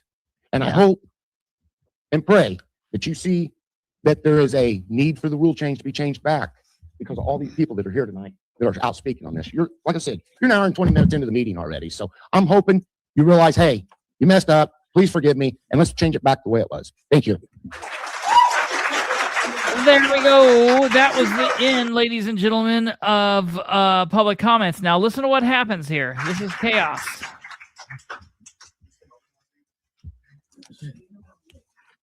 Can we get the doors unlocked? Mr. President, can we get the doors unlocked? I assume we have an officer that'll handle that. I don't have the wherewithal to do that. I don't have the wherewithal to handle a door crisis. I don't have the wherewithal to deal with the doors. I don't know what to do. I don't know what to do. He's got a key fob. You mean to tell me that you can't put the meeting in recess and walk yourself out there and key fob open the door and put something in between it? What do you mean? And Keith Martz, stick around. You're going to hear right now, nope, the things aren't going back to normal. Listen to what happens right here. It's being addressed as we speak. Thank God. Moving on to appointments, boards, and commissions. He says we're moving on to appointments, boards, and commissions. Audie says, and there are others shouting out as well. Audie and others are saying, are you going to vote on what we just talked about? Are you going to, you're not going to do anything about what you just heard? You're just doubling down. And, you know, while you did give us some latitude on things, you're not going to just put the things back how they were. And listen to the answer we get. We're going to appointments. We're moving on to appointments. Okay, what? Okay. Can we get a roll call? You tell us which committee we'll go. So now, Sarah Gullion raises her hand to say, well, I have something I want to talk about this, but I'll do it later on down the road. I just don't know if this is the right point to do it or not. What she should have done is she should have just made a motion, because she's a counselor the same as everybody else. If she would have made a motion to change something, one of the Democrats could have seconded it. Now, it's probably not going to go anywhere, in all fairness. But yes. May I say something? Yes. Okay. I'm not sure that this is the time to say I do plan on bringing it up at some point. I want you to know that. So just I don't know that this is the proper time in the meeting. But I just got to say, if she's not, I mean, she's running to be a state representative, so I hope she's doing some serious schooling between now and whenever. is this proper? Yeah, stop holding. Yeah, this is not third grade math class. Time to do this. Council, if I wanted to, just give it. We're ready to do appointments. I'm talking to you, but I do. We're moving on to appointments to boards and commissions. Okay. The dude can't even bang a gavel like he's got a set of balls. What is going on? The edit building. Mr. President, I'd like to nominate Bang, right into it. Screw what Sarah wants. We're moving right along. Now, before we move on into this, because we still got more, I know we've been here. We got a little bit more to cover, folks, so don't go anywhere. There were a total of 23 citizens and people, various folks, whatever you want to call them, 23 people that signed up to speak, including Audie. 23 people that spoke. Of that 23, 3 of them spoke on random other items. Susan Dillon spoke on the board that she sits on. The Southside lady spoke about the Gus Smacker and all that situation. And Family Ties dad spoke about the old Borg Warner. Okay, so they didn't speak for or against. That means 20 citizens hijacked this meeting and made it run for an hour and 23 minutes. Okay, so we'll take away 9 minutes for the 3 people that didn't say anything. So that's what needs to happen. We need this every time until they get the point that they need to fix this and take it back how it was. I'm calling on you people. You showed up and you showed out this meeting. We need it in March too, and we need it in April too, if that's what it's going to take. And if it's not done in April, we need it in May, and we need it in June, and we need it in July. And if we got to do it for the entire year until we get a new president next January, then that's what we have to do. We cannot stop at, well, we showed up and we showed them. We didn't show them. We didn't show them shit. So maybe next meeting we need to bring 40 people. Maybe next meeting we need to bring 60 people. That's what we need to do. Maybe next meeting we need to make the meeting last until 2 o'clock in the morning. Let's let them see what a long meeting is really like. Okay? So they go on. If you want to watch these parts of the meetings, you can go back and watch them. They deal with the ordinance, or excuse me, they deal with the board members here. They do that. And then they also quickly go through ordinance 1 and 2, and those don't bring very much issue. I will tell you that there is a little bit of fight between, we'll get to ordinance 1 and I'll show you what happens here. Okay, so we're going to get through the boards and commissions and we get into ordinance 1-26. Let's watch what happens here. Information. The reason it was This lady, yes, the citizens filibuster. They're talking about the edit money, and they're talking about $500,000 for a citizens, for a Southside or City of Muncie community building. And I want you to listen to what happens here. Carl Malone, who is an employee of Dan Ridenauer, gets testy, and he starts to go back and forth with the council. And I want Tim Overton out there to know and to see Carl Malone is a citizen. I know he's a citizen, but he's also an employee of the city. So it's not something that the public's doing. It's something that the administration and the council's doing. Okay, watch this. TBD was to remind me that I didn't know who the committee was.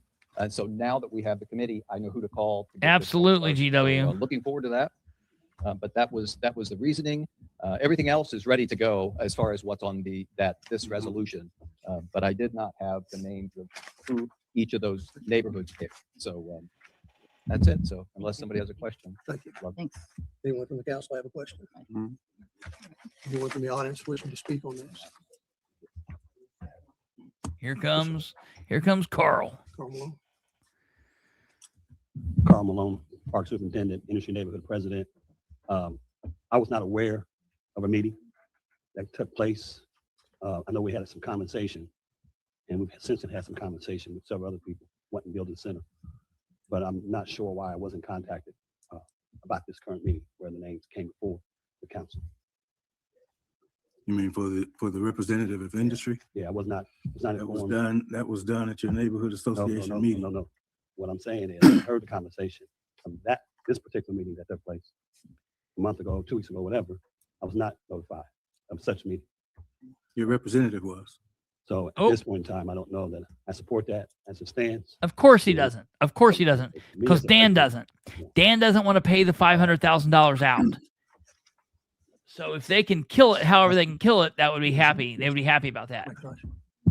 I just want to speak to Superintendent, Mr. Malone. When we went to all the neighborhood associations, they chose who they wanted to represent on the committee. I'm just telling you what happened, Well, okay? And so when- once when we was the knew, meeting called? you gonna let me finish? When was the meeting called?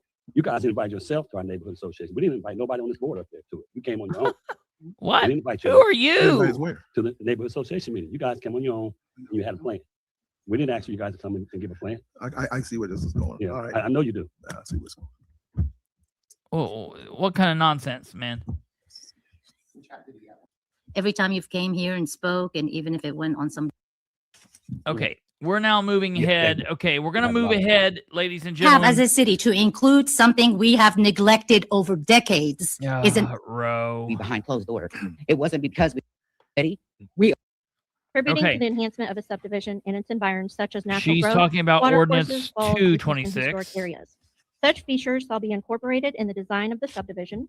And we're Trees moving shall be along now. preserved Okay, and right shall be now walled against- we are at Yes. ordinance 3-26. Now, ladies and gentlemen, we are at 1 hour 58 seconds and 1 hour 58 minutes and 49 seconds in the meeting. The meeting lasts 3 hours 27 minutes and 3 seconds. For the remainder of the meeting, they talk about ordinance 3-26 and the definition of ore. That's what happens. It's insane. Ordinance 3-26. Yes, ordinance 3-26, an ordinance of the city of Muncie amending section 32.39 of the city of Muncie Code of Ordinances, prerequisites to action on ordinance, resolution. I have a motion to accept. Second. Yeah, President, I'd like to make a comment, please. you can make a comment. Go ahead. Yeah. Okay. This ordinance reorganizes section 32.39 of the City of Muncie Code of Ordinances and adds requirement that each ordinance or resolution be filed in person or by electronic mail by the member of the Common Council to sign the ordinance or resolution, or by the attorney that approved the form of the ordinance or resolution. 3-26 simply represents a common sense change. It will build public trust in the council and our city government. This ordinance offers clarification to filing procedures that will create clearer expectations for all officials and staffs of this administration and future councils and administrations to come. There's no reason why the original ordinance should not have passed a 9-0 vote. So here we are again. And those of you who voted no have an opportunity to right a serious wrong. You received the same emails and phone calls that I have. Yep. Which have been many, from the public voicing their concerns of accountability and transparency of this council and city administration. We as a council cannot expect to hold others accountable for their actions if we ourselves are not being accountable and transparent. I encourage you to do the right thing tonight, and let's get this ordinance in place and passed. Okay. I agree with what you're saying, Mr. Mason. I do have an amendment to make besides, and that would be section 32.39, and I will explain my amendment and the reason. Paragraph A to adjust the city clerk. Right. Oh, I would like to make a motion to amend. Tell us how you're going to amend that if you would. Oh, you would like, okay, I would like to make a motion, and that's what I was going to explain because I have to explain. The city clerk shall not accept for filing any ordinance or resolution to be considered by the common council unless and until it has been approved by written signature thereon of a member of the common council. I would like to add, and the city controller, comma, and has been approved for form by city attorney. So I think it's a great idea. I'd like to add the city controller since the city controller This is so is stupid. responsible for most of the financial, if I may finish, financial transactions of the government. Therefore, the controller Yeah. should be included in the signature and knowledge of items submitted. Because to be honest, most of our items have a financial cost or a financial reporting component. So he should be aware of those ordinances. Isn't this an ordinance they're doing right now? That's the motion. Okay. Yep.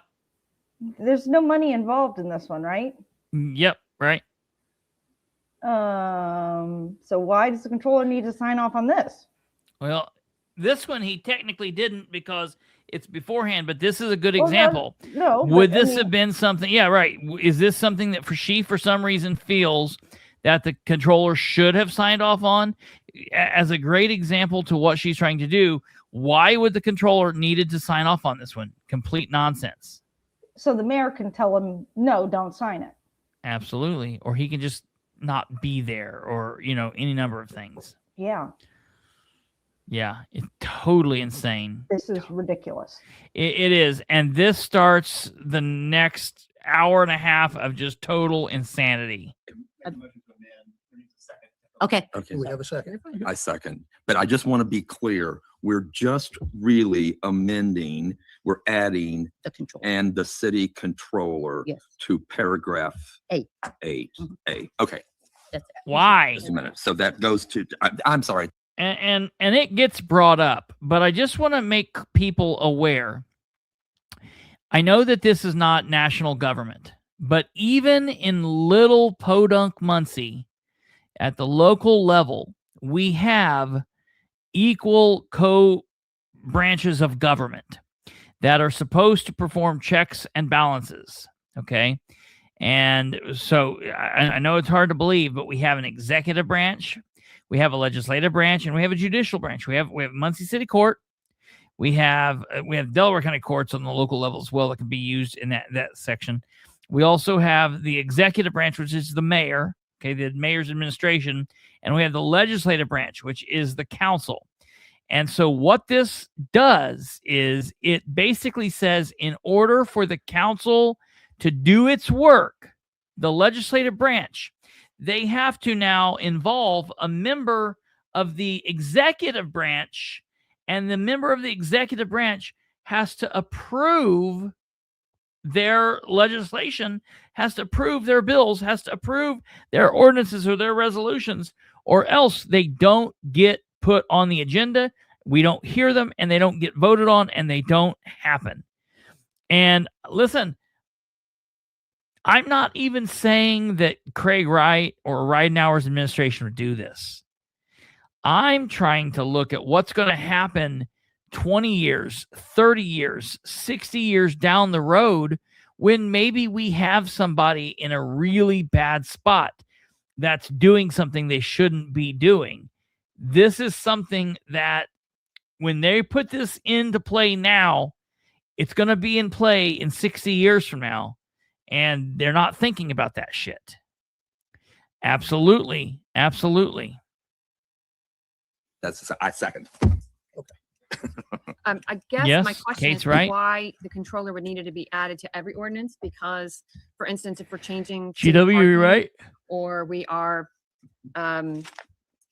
something on, there's no need to have a city controller sign off on every ordinance. Now, I would be in support of to add and to amend your amendment that city controller on ordinances that pertain to financial decisions or actions. I also, you had said that as the city attorney, and I don't agree with that either, because we have a council attorney that is just as qualified to validate signatures of council. So I think to designate or to limit that to just the city attorney nullifies why we have a council. Yes. I have those- I don't think I did. I said the city attorney or the attorney of the common council. Both. Okay. Both. Okay. All right. Okay, Both. great. No, you're right. Both. Absolutely. Mr. President. Yes, He I have a seconded. secondary motion to amend to say the city controller on ordinances that pertain to city finance. So now we have the ordinance 326 with Rose's amendment 1, and now we have Nora's amendment 2. Business. So I'm looking, thank you, Councilman McIntosh. Mr. Do we have a second? Yes. Mr. McIntosh. Okay. Okay, I'm just gonna say, I think that's muddying up the waters. I think Yes. That, That's all it's doing. and even Councilperson Powell's, I understand that you're, trying to tweak it a bit, but that's broad. I mean, anybody can say, well, this might affect finances down the road. I just think that is not necessary. I feel like if we're doing something that's financial, we're probably talking to the financial person. I mean, I hope that we're, doing that. We have an attorney, and if the attorney believes that the controller needs to be, agreed, spoken, or needs counsel from the controller, then the attorney will make that decision, whichever attorney that is. I feel like, Yes. why are we adding steps? Agreed. But I'm sorry, Miss Scullion, with all due respect, but like when we are introduced, may I? Yes, go ahead. Thank you. I don't see the reason why somebody, like especially the controller, not know what's going on. I mean, anything that we do is like it doesn't change what the purpose of the accountability that Ms. Powell introduced to make sure that the council person's signatures on there. I totally agree with that.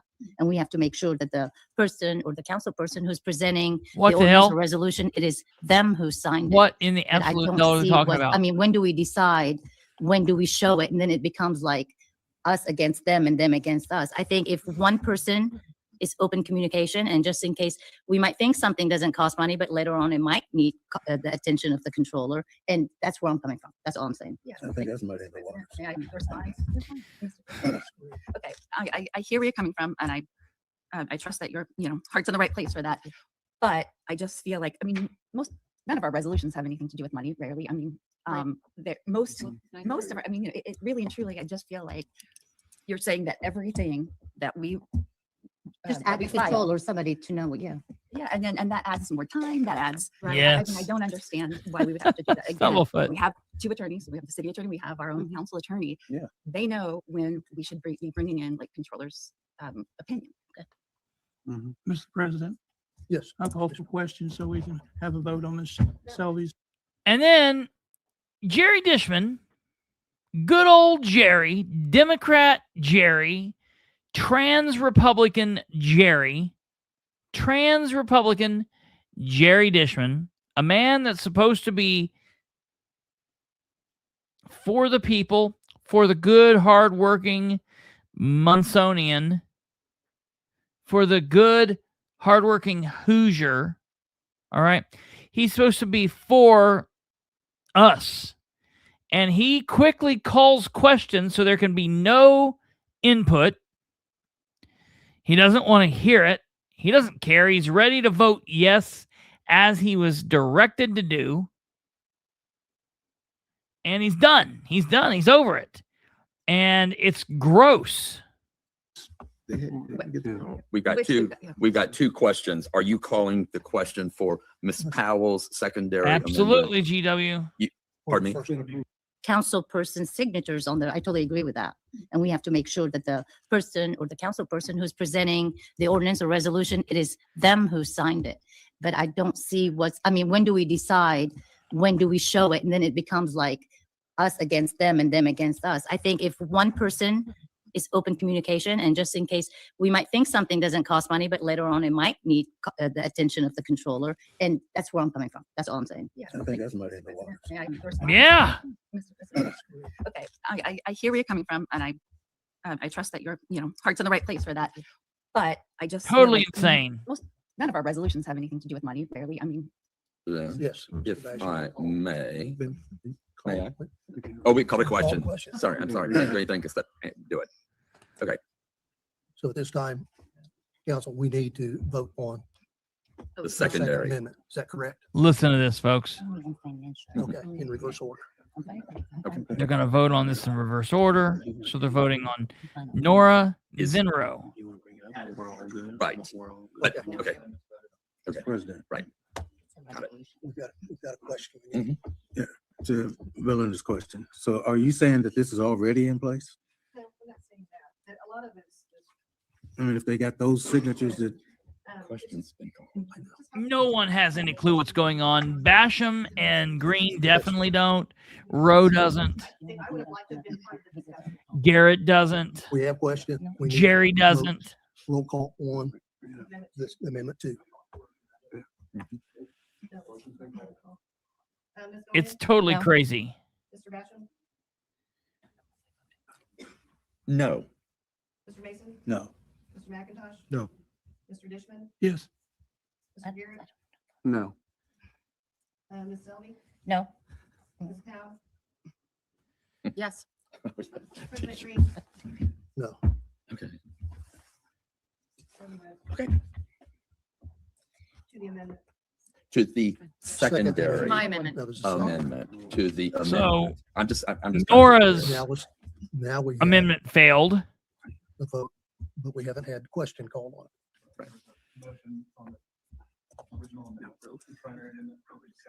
Yes. So that's adding the controller. Now they're going to call the question again.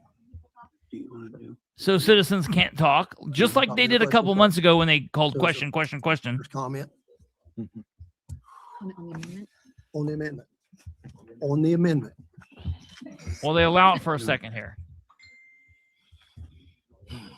Yeah. So quick question, because like it's been ongoing since I think October, September or something. Why is the amendment now being brought up and it's not been offered before or anything? I mean, I'm just. Okay, I will answer. May I? Okay. Okay. And like, I wish as council, to be honest with you, that when I'll start with myself, when I bring an ordinance, I wish we would talk to each other as council, even one-on-one. Why don't Because a lot of times we see, right, when you brought this, like we don't call each other and say, hey, well, we might call certain people, but we might not call everybody to see, hey, did you look at this? What's your input? And we don't do that. Let's be honest. I was never. Why, Ro? So now that it's moving forward, I read Do it. your job. Study it some more, kind of figure out what, and this You is didn't how I understand felt. before? What do you mean? I When you say you don't understand before, what do you mean? What I meant, like the first time, yeah, I didn't read it, like understand it, meaning like. So it's been going on since October. She didn't read it the first time. I've called Ro out about this several times. She shouldn't vote on things she doesn't understand. And if she can't comprehend or understand it, then that's a problem. And for all of you people out there that are going to call Ro and tell her that I'm talking about her, please give the timestamp so when Ro calls me yelling about this and understands, I can know. Give her the timestamp in this video, because I want to know what Ro is talking about, but I want to be able to tell her, yeah, Ro, I think it's crazy that you literally sat up there in your chair and said, I voted on things that I didn't understand or know about, and I'm only just now knowing about it. I've told Ro before, if something comes up that you don't understand, don't vote on it. You can abstain, but she doesn't understand that. She didn't understand it, so she talked to Dan, and he told her what's needed to fix it. And Tim Overton is at blame at this, and you're going to see why here in a second. Tim gets a lot of blame. Okay. Yeah. So, yes. yeah, I mean, that's been like, how many months is that? Okay. Yeah, I mean, that's several months. Yeah. I mean, we Okay, haven't- so I read it some more, and this is what, because everybody, to be honest with you, I was on the fence with it. And I had to sit there and ask myself, what is it that... But at any of those meetings, you could have brought up the amendment. I was on the fence, but then I decided to add something that had nothing to do with anything and didn't in any way take me off the fence. But because we added controller, now I'm not on the fence because I know it's not going to pass. And I'm going to tell you folks, so you'll all understand, the reason they're doing this is this kills the bill. They know that this is the Democrats that put this forward don't want this. So this is now going to kill the bill. That's the point of this. Do people not realize that in a few years we're going to see the downtown Muncie the way it was in the 80s? All signs are going that way, and there's no yes, Steve, save it now. Yes. We lost so many great businesses because our mayor wants to be like Indy. But we're not, never will be. Yes, absolutely. At the last meeting, this come up. She was adamantly against this. Yep, right. Listen. I can't even understand these people anymore. And Ro and I used to talk about things like this, and like could have some dialogue. I don't understand where her head's at with any of this. It's crazy. You could have amended it. Well, before. this is, the second reading. Okay, in my opinion, I think council should have its own independence and not be, having the administration. I do have my independence. Thank you, Ms. Daisy. I don't know about that. It wasn't a shot at you, Ro. Calm the hell down. The comment was the council should have its own independence. And that's just not some crazy thought from Daisy Dale. That is how the American system of government is set up to work. And the fact that Ro's like, I do have my own independence, thank you very much. I'm an independent, strong woman. Save me with that bullshit. Alex Kluber, Muncie resident. Views don't express those of my employer. I'll just say I think Councilperson Mason said it best, so I'll skip my prepared statement, but I will say I support passing the ordinance unamended, and I hope you will too. Thank you.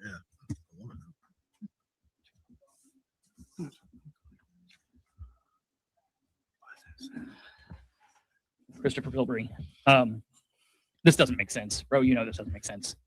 It doesn't make sense to have the controller have to sign off on an ordinance where you guys, or the resolution where you were wanting civility. It doesn't make sense to have the controller sign off on the stop sign thing that they did in the neighborhood. And furthermore, if you have a contentious bill that someone from the other party puts forward, the administration is going to be able to kill that anytime.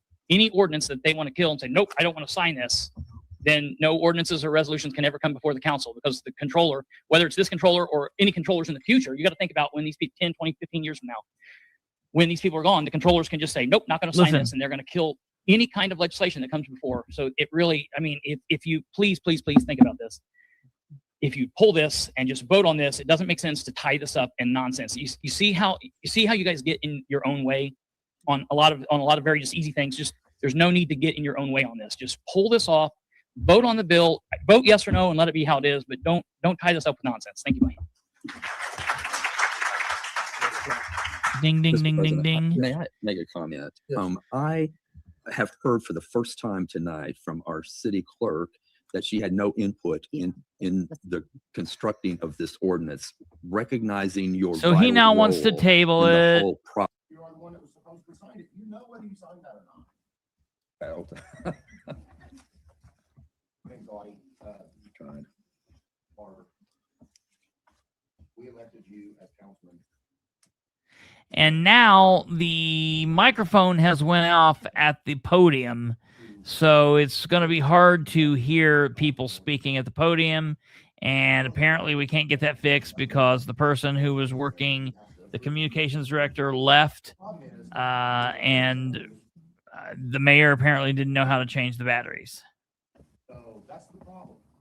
You guys get all these ordinances, and even if you are the one that was supposed to sign it, you know whether you signed that or not. I would like Mr. Basham to clarify what he is suggesting. Yeah. Actually, I don't need to clarify. I just read the proposed amendment to include or the city controller or the attorney that approved the form of the ordinance or resolution that is being filed. So, Mr. President, I would like clarification from our attorney if that says an attorney or the controller, because I don't feel like. So now they're talking about taking the attorneys out of the game altogether. Now, if they get a controller to sign off, they don't even have to take it to an attorney.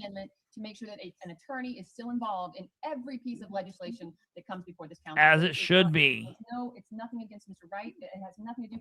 I'm looking far beyond myself into 20 years from now, because we cannot guarantee that people that are sitting at this bench will have the same intentions that we do. And I want to make sure that we are not putting things in place that removes an attorney from any piece of legislation that comes before us. And I really want to say, I'm really disappointed in the city of Muncie that the shit didn't work, because this is something that really needed to be audio recorded and put up very well. And something's going on here. This stuff needs to be figured out. If we're going to have a long meeting, we need to be able to deal with that and have the microphones that work. And if we have batteries that go dead, we need to call a recess. We need to fix the shit and then get back to work. But we cannot have these meetings where, because the meeting lasts 3 hours, all the shit stops working. It's like, well, well, nothing we can do. That's unacceptable. It's absolutely unacceptable.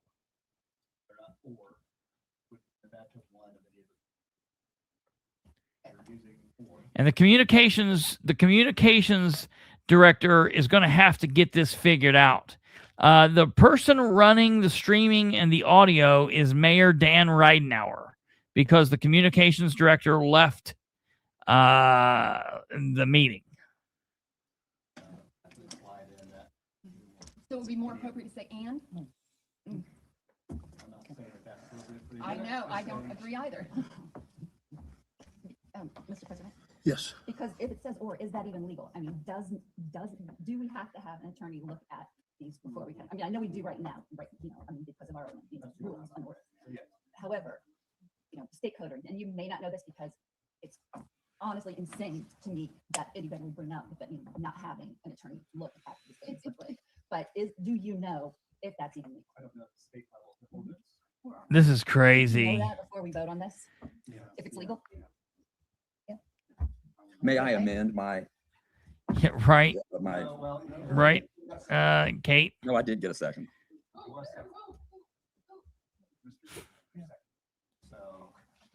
I have no idea, Audie.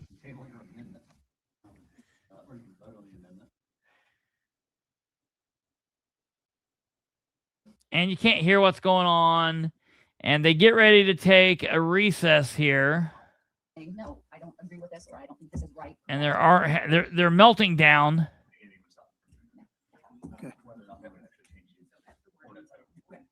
Okay, we're going to go to a 5-minute recess. We'll come back.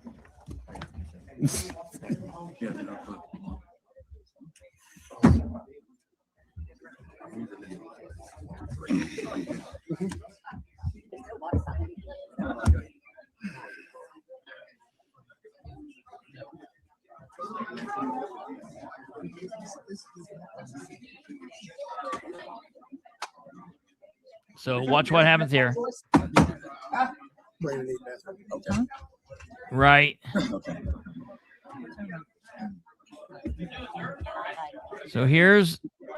Oh, there's the attorney and I are talking, and you just saw he looked down at his pants. Watch this.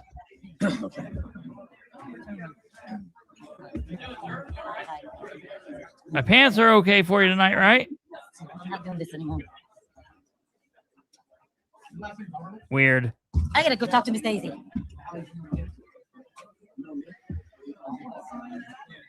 Because she's still worried about that being an independent woman comment.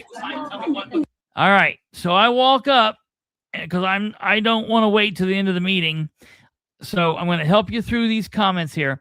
I walk up to the president and I say, so can we use this time to decide what the deal is? I'll back it up just a bit.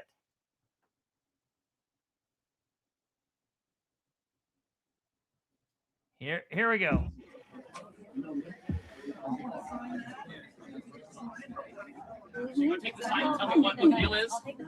So you're going to take this time to tell me what the deal is. And he says, Why you can't answer emails? he said, about, and I said, why you can't answer emails? Does your email not work? And he just stares at me. So I say, does your email not work? And he just stares at me. And then he says, no, it works. So you just refuse to answer?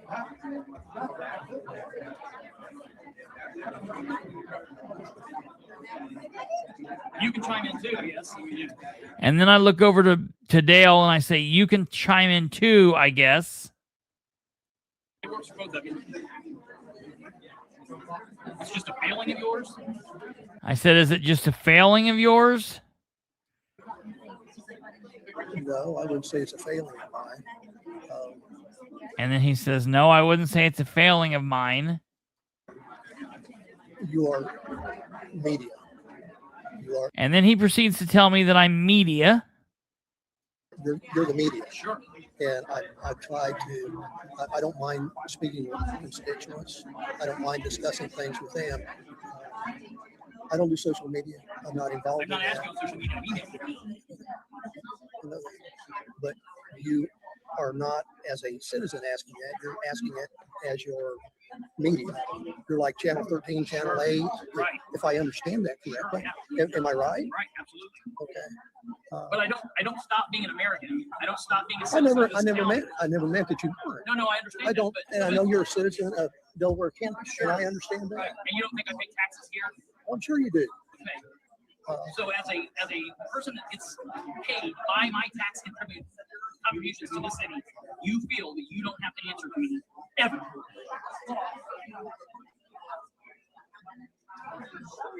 It's a very fine line. I guess. He tells me it's a very fine line. That is a piss poor excuse. And I tell him, no, it's not. That's a piss poor excuse. And you know that. I mean, you know that you're supposed to be a conservative, right? You know what you're saying is nonsense. What you don't want to do is you don't want to get the trick bag. You're afraid of what you're saying because you don't sit on your own morals up here. You know, I've heard lots of people tell me what a nice and respectful man you are, what a great preacher you are. People go to bat for you all the time. That's not the man I'm seeing. So what is it you want to see? What is it you want to see? How's that a real question? Are you for real? What is it? I'm talking about you as an individual. Yeah, communication. You are an elected official. I would like to see communication. You know, maybe things wouldn't have to be so adversarial if you would just do a little bit of what your job is. You don't have to like me. You don't have, I'm talking about you as an elected official and Kristopher Bilbrey. Because while you might look at me as a median, that's a reason to not communicate with me. I project a voice out that people do see, that your constituents do see, and your constituents do hear. And let me tell you, your constituents are upset with the fact that I've got dozens and dozens, 4 years of emails from you, from Mr. Basham, from Mr. Dishman, that refuse to answer emails. And nobody understands what's going on. And I've got Tim over here telling me that it's the behavior of the citizens that drive away business from council meetings. I think it's probably businesses seeing that we have a council who half of the members aren't in the 21st century. If I was a business coming to Muncie and I heard that half of the council couldn't figure out email, I would really consider whether or not I was Carrie. So whether it was your idea for the rules, or Tim's idea, or Dan's idea, or whatever, maybe one of those times you would have answered an email. I wouldn't have such the attitude I have, which would probably help. It's like which came first, the chicken or the egg. You know, I didn't start out having problems with you. I started out not knowing anything about you. First email I send you, you don't respond to. Well, he's busy. Second email, well, he's still busy. Third email, well, he's still busy. 3 years into it, well, the dude's got a problem. You know, you never once sent back an email and said, hey, Mr. Bilbrey, the reason I don't respond to you is because I can look at you as media. So you want me to tell you, I think that's just an excuse that you pulled out of the air right now, or else you would have sent that back 3 years ago, or you sent that back on email 1 or email 5. What did the police officer do there? I'm talking about you as an elected from Mr. Bass. One of those 3 years into it, on email 1 or email 5. Well, he's busy. 3 years into it, well, the dude's got a problem. You know, you never once sent back an email and said, hey, Mr. Bilbrey, the reason I don't respond to you is because I can look at you All right, here's an officer. as media. So you want me to tell you, I think that's just an excuse that you pulled out of the air right now, or else you would have sent that back 3 years ago, or you would have sent that back on email 1 or email 5. So, as I told Tim, I'm working on, and I will be willing to work on a nicer attitude moving forward. But I, that old country song, you start walking my way, I'll start walking yours. So we both have to work toward that. I realize that. So, I need, moving forward, I need to reach out. As president of the council, I would hope that maybe you would take some time to counsel your other fellow councilors, maybe at least your fellow wing of the Republican Party, your vice president and whatnot, and the new trans Republicans that we have, and tell them the same thing. Maybe they ought to consider communication, because let me tell you, I'm not the only people that you guys don't communicate. That's the other issue. There are other people that you don't communicate. I'm not the only person you don't communicate with. And there are other people in this area that don't communicate. And there are other people that don't communicate. And there are other people that half the people here communicate. And they are You got add ordinances on top of ordinances on top of amendments on top of amendments. Like it's written. Yeah, Kate, that's a good question. It's too easy. It's too easy. Let's amend it to amend it to amend it to amend it again. Just vote on the damn thing and kill it. Yeah, he can kill it. It's 5 minutes. I didn't time it. I apologize.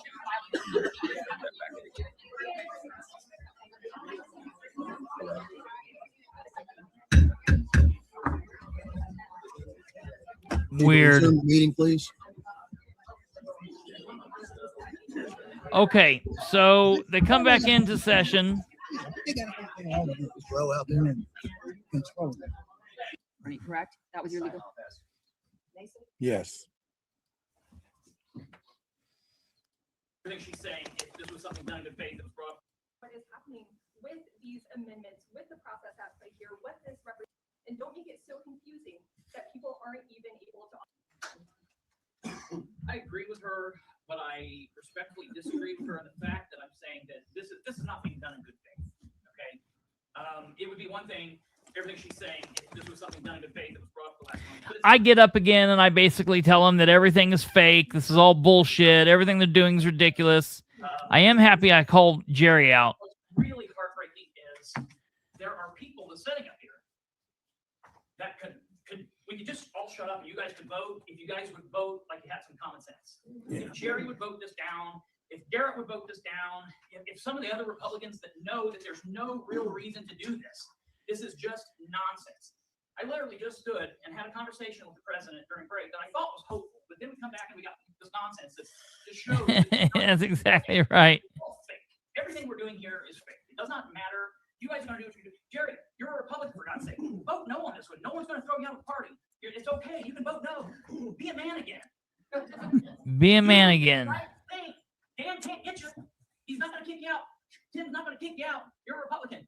Garrett, do the right thing.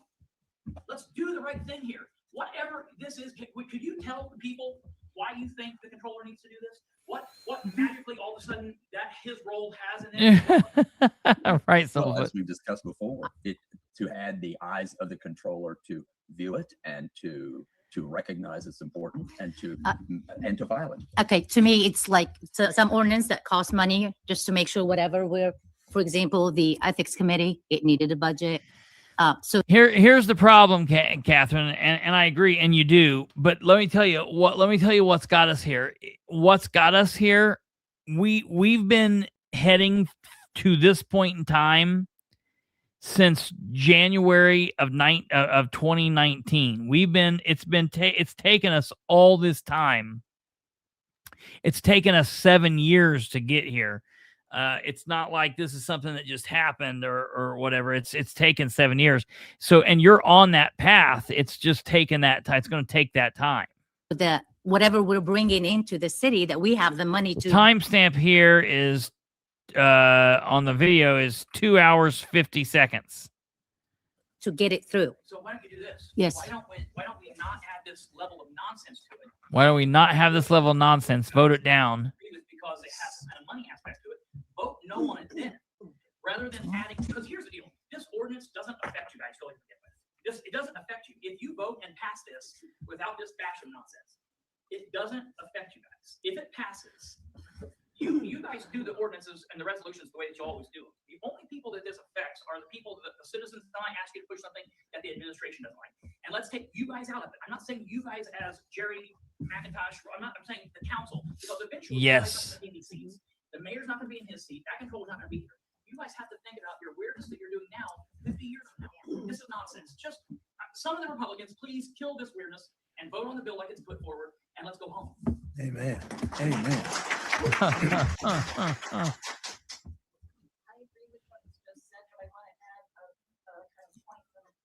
Got some of them cut off. Oh, I don't care. Obviously I'm not. Right now, they're trying to figure out the microphone situation. They don't know what's going on. That's not, I mean, to me, I would be more sign off before if a controller does not sign off. I don't know. And I mean, as Ms. Gilliam just said, like, this is literally the reason why we think that this should be common sense. It doesn't make any sense. It leaves room for people to just push on it. I mean, no. President Green. No. Oh, and here's the vote. Would be filing it. So it's already been signed off and reviewed by an attorney and a council member. And then section B Here's the vote. filing. So it's really adding an additional person that can do the filing after it's been approved by an attorney or council member. So, but as the council. That's correct. Back to square one. It's still not getting pushed. Push back. There's not a signature. Higher than section B that I'm aware of. Yeah. It's the filing process. Okay, it still stands. I just don't think that this should even be a conversation. I mean, this is the fourth time. Like, it's just ridiculous and it's just a waste of time. Like, we always know we're hungry. Yeah. Here Here we go.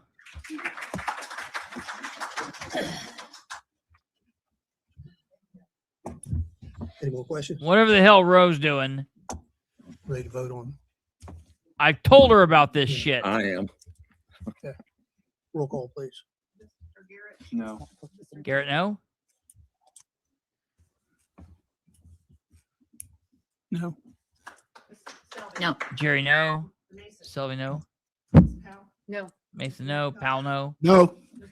Yes. No. President Green. No.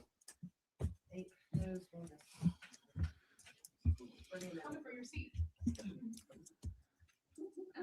Now. Adoption of the ordinance. Right. Unamended. Is on the table. We amended. Still on the table. We amended. They're section- still trying to decide what they're doing. They don't know what they did. Okay. They don't know what it's, they don't know. Did we ever vote on Councilperson Selby's? Yes, we did. We did. Yes, we did. Yes. I didn't think we did. I didn't. I thought we voted on my second Hers. amendment, We didn't vote. and then we had more discussion. Right. I didn't know that we voted on, We did. No, we didn't. I don't think we did. Now listen to this. Yours. Listen to what happens here. Secondary amendment was to add city controller that pertains to financial. Well, yeah, Right. pertains to Second, not secondary, but the second amendment that was made was to add the city controller again, and then add and or. And that one just failed. Failed, right? But the first amendment passed 5-4. Am I correct? Okay. All right. Yes. So we need an amendment, Mr. President, to adopt the or the ordinance as amended before we move on. Is that correct, Counselor? Not to take over the meeting, but Not to take over the meeting, but let's take over the meeting. Accepted it. We're ready to move on. don't we need a motion to adopt the Yes. ordinance as amended? Yes, that is correct. So are you making that? I make a motion, we adopt 326 as amended. And explain, I want you to say out loud what that amendment is again to the public. Ms. Selby, it's your amendment. It's to add the controller, and then you had a different one. That one failed. So your amendment is the only one that's standing. My Just add my it. amendment failed. No, she has my secondary amendment. It also failed. Right, okay. So your God. amendment is standing, and they would like to know what exactly it is you. It's just propose. adding the controller to the signing, to one of the people that can sign the ordinances or resolutions. So it's adding the controller to every piece of legislation that is submitted. Yes, that was what I. So amended. the motion has been made to adopt the ordinance as amended. And is there a Second. Is there a second? Second. It is a hard meeting. Karen, the clerk and the deputy clerk down here follows, Yeah. keeps track of the votes. Yes, yes, yes, yes, yes. Thank you. Love you too. I don't even know why I put that. So stressful. Okay, sorry. Just a minute. Yeah, well, okay. So I just added paragraph A, the city clerk shall not accept for filing any ordinance or resolution to be considered by the common council unless it has been approved by a written signature of a member of common council, the city controller, and has been approved by a city attorney and attorney of the common council. So I just added that. So, Mr. President. Go ahead. So that means. This is that insane. amendment is saying that this ordinance as amended is Watch saying this. that Look at the confusion. controller has to sign every single amendment It's hard to watch, but it's important to watch. that is brought to us. And Mr. President, isn't that what we voted on by voting on that amendment? Isn't that what we did? We voted in favor of this amendment, 5-4. The ordinance, however, had already been motioned and seconded. So now we need to act on my motion to amend, and there's been a second. Is that correct?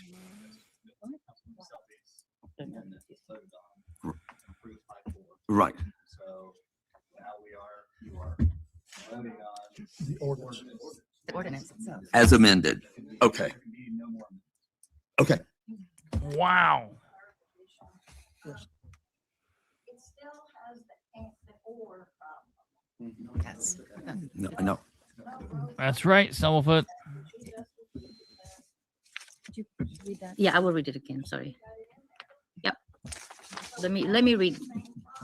And now they're going to read it again. Basham's the new president. I'm the president now. Okay. I know, Rachel. It's crazy.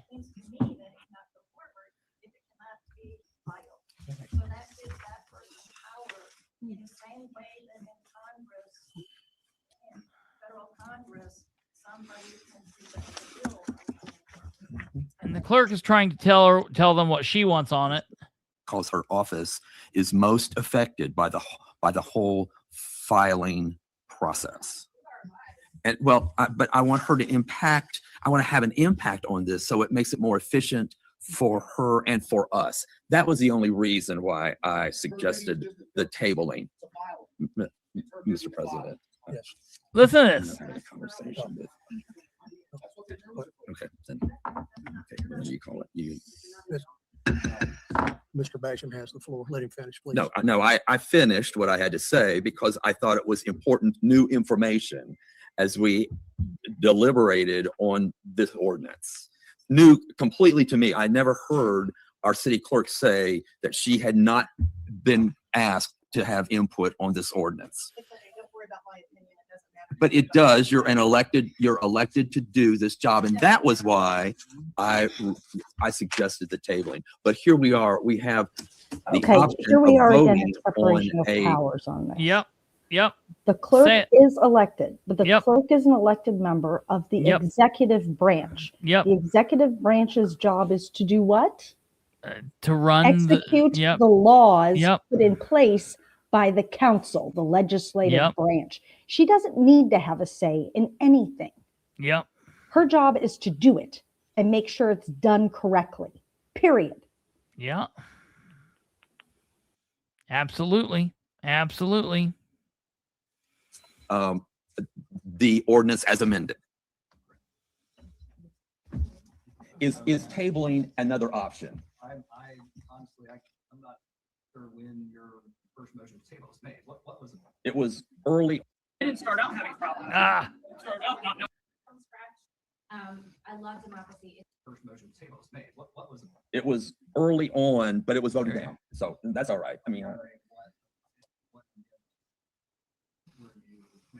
it was before I made the amendment. It was after we voted These people on have the no clue what the road. hell they're doing. Forward, that could be part of that conversation. I think we want to get back to the main point of the ordinance was that we are. Any questions or comments from council? Anyone in the audience? Seeing and hearing none, roll call, please. Yes. Yes.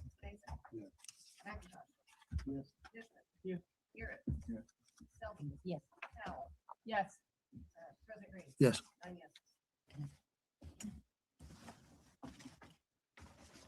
Okay. No new ordinances. Do you have resolution? Yeah. 1-26? Yes, resolution 1-26, resolution of approval for the 2025 changes to the official zone maps for the city of Muncie. That's it, ladies and gentlemen. That's it. They run through a couple of quick resolutions. The resolutions are basically nothing. They have nothing to do with anything, and that's it. There are some important parts in there that we didn't watch. It would be worth going back and watching it if somebody can stomach it. I'm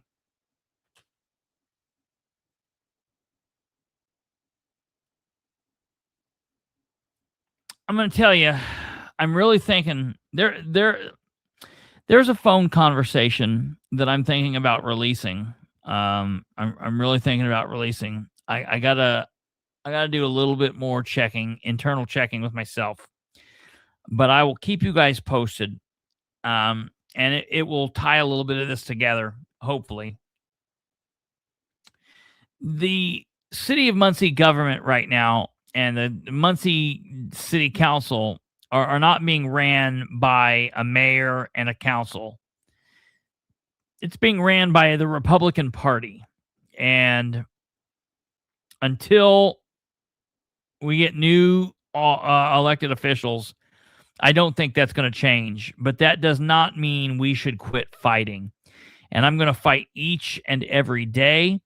I'm going to fight each and every month, and we're going to fight through the election and make this happen.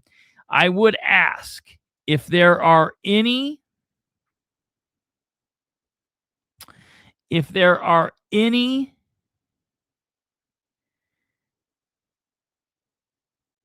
citizens that live in the city of Muncie and you would be willing to email Council President Green, and what I want you to do is I specifically want to give you a script to email him. If anybody would be willing to do that, and it has to be somebody that lives in the city limits of Muncie, I want to run a little bit of an experiment here. So if you're willing to, not Audie, it's got to not be Audie. Anybody but me and anybody but Audie. It's got to be somebody that's not Audie or not me. Because, I mean, we could try Audie. Look, we can try Audie. We can try Audie. I'll give you a call, Audie. Maybe Stumblefoot can do it. Yeah, that would be a good fit. And I want to see what we can get from the elected counselors. Stumblefoot, I'll send you a message. Audie, I'll send you a message, and we'll have you both do it and see what we get. And I'll keep you guys posted.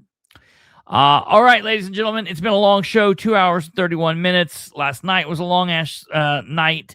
It's been crazy. And listen, tomorrow's going to be a long show, but it's not going to be as chaotic, and it's going to be kind of entertaining to watch. Tomorrow, we're going to be looking at the John Sproul's deposition out of Henry County. It's going to be insane. It's going to be crazy. You're going to laugh, you're going to cry, and you're going to wonder why. And I have some good news as far as that goes to tell you. We now have 5 or 6 Republicans running in that Henry County sheriff's race. We have Tweedledee and Tweedledum, and then we have like 3 or 4 more people. Now, I've got to say, folks, we got to be really careful because we don't want to overcrowd it to where we split the vote off and give Sproles the chance to win. So we might want to slow our roll, but we'll keep you posted on all of that. We have a lot more to talk about, and I'm going to fill you in a little bit on what's going to be happening over the next couple of days because, as I have not said, but we are officially in Operation Move Studio, and so that's going to be starting here very soon. So you guys take care. God bless each and every one of you. We'll see you tomorrow, God willing, at 9 p.m. right here, episode 599. Take care. Good night. And God bless.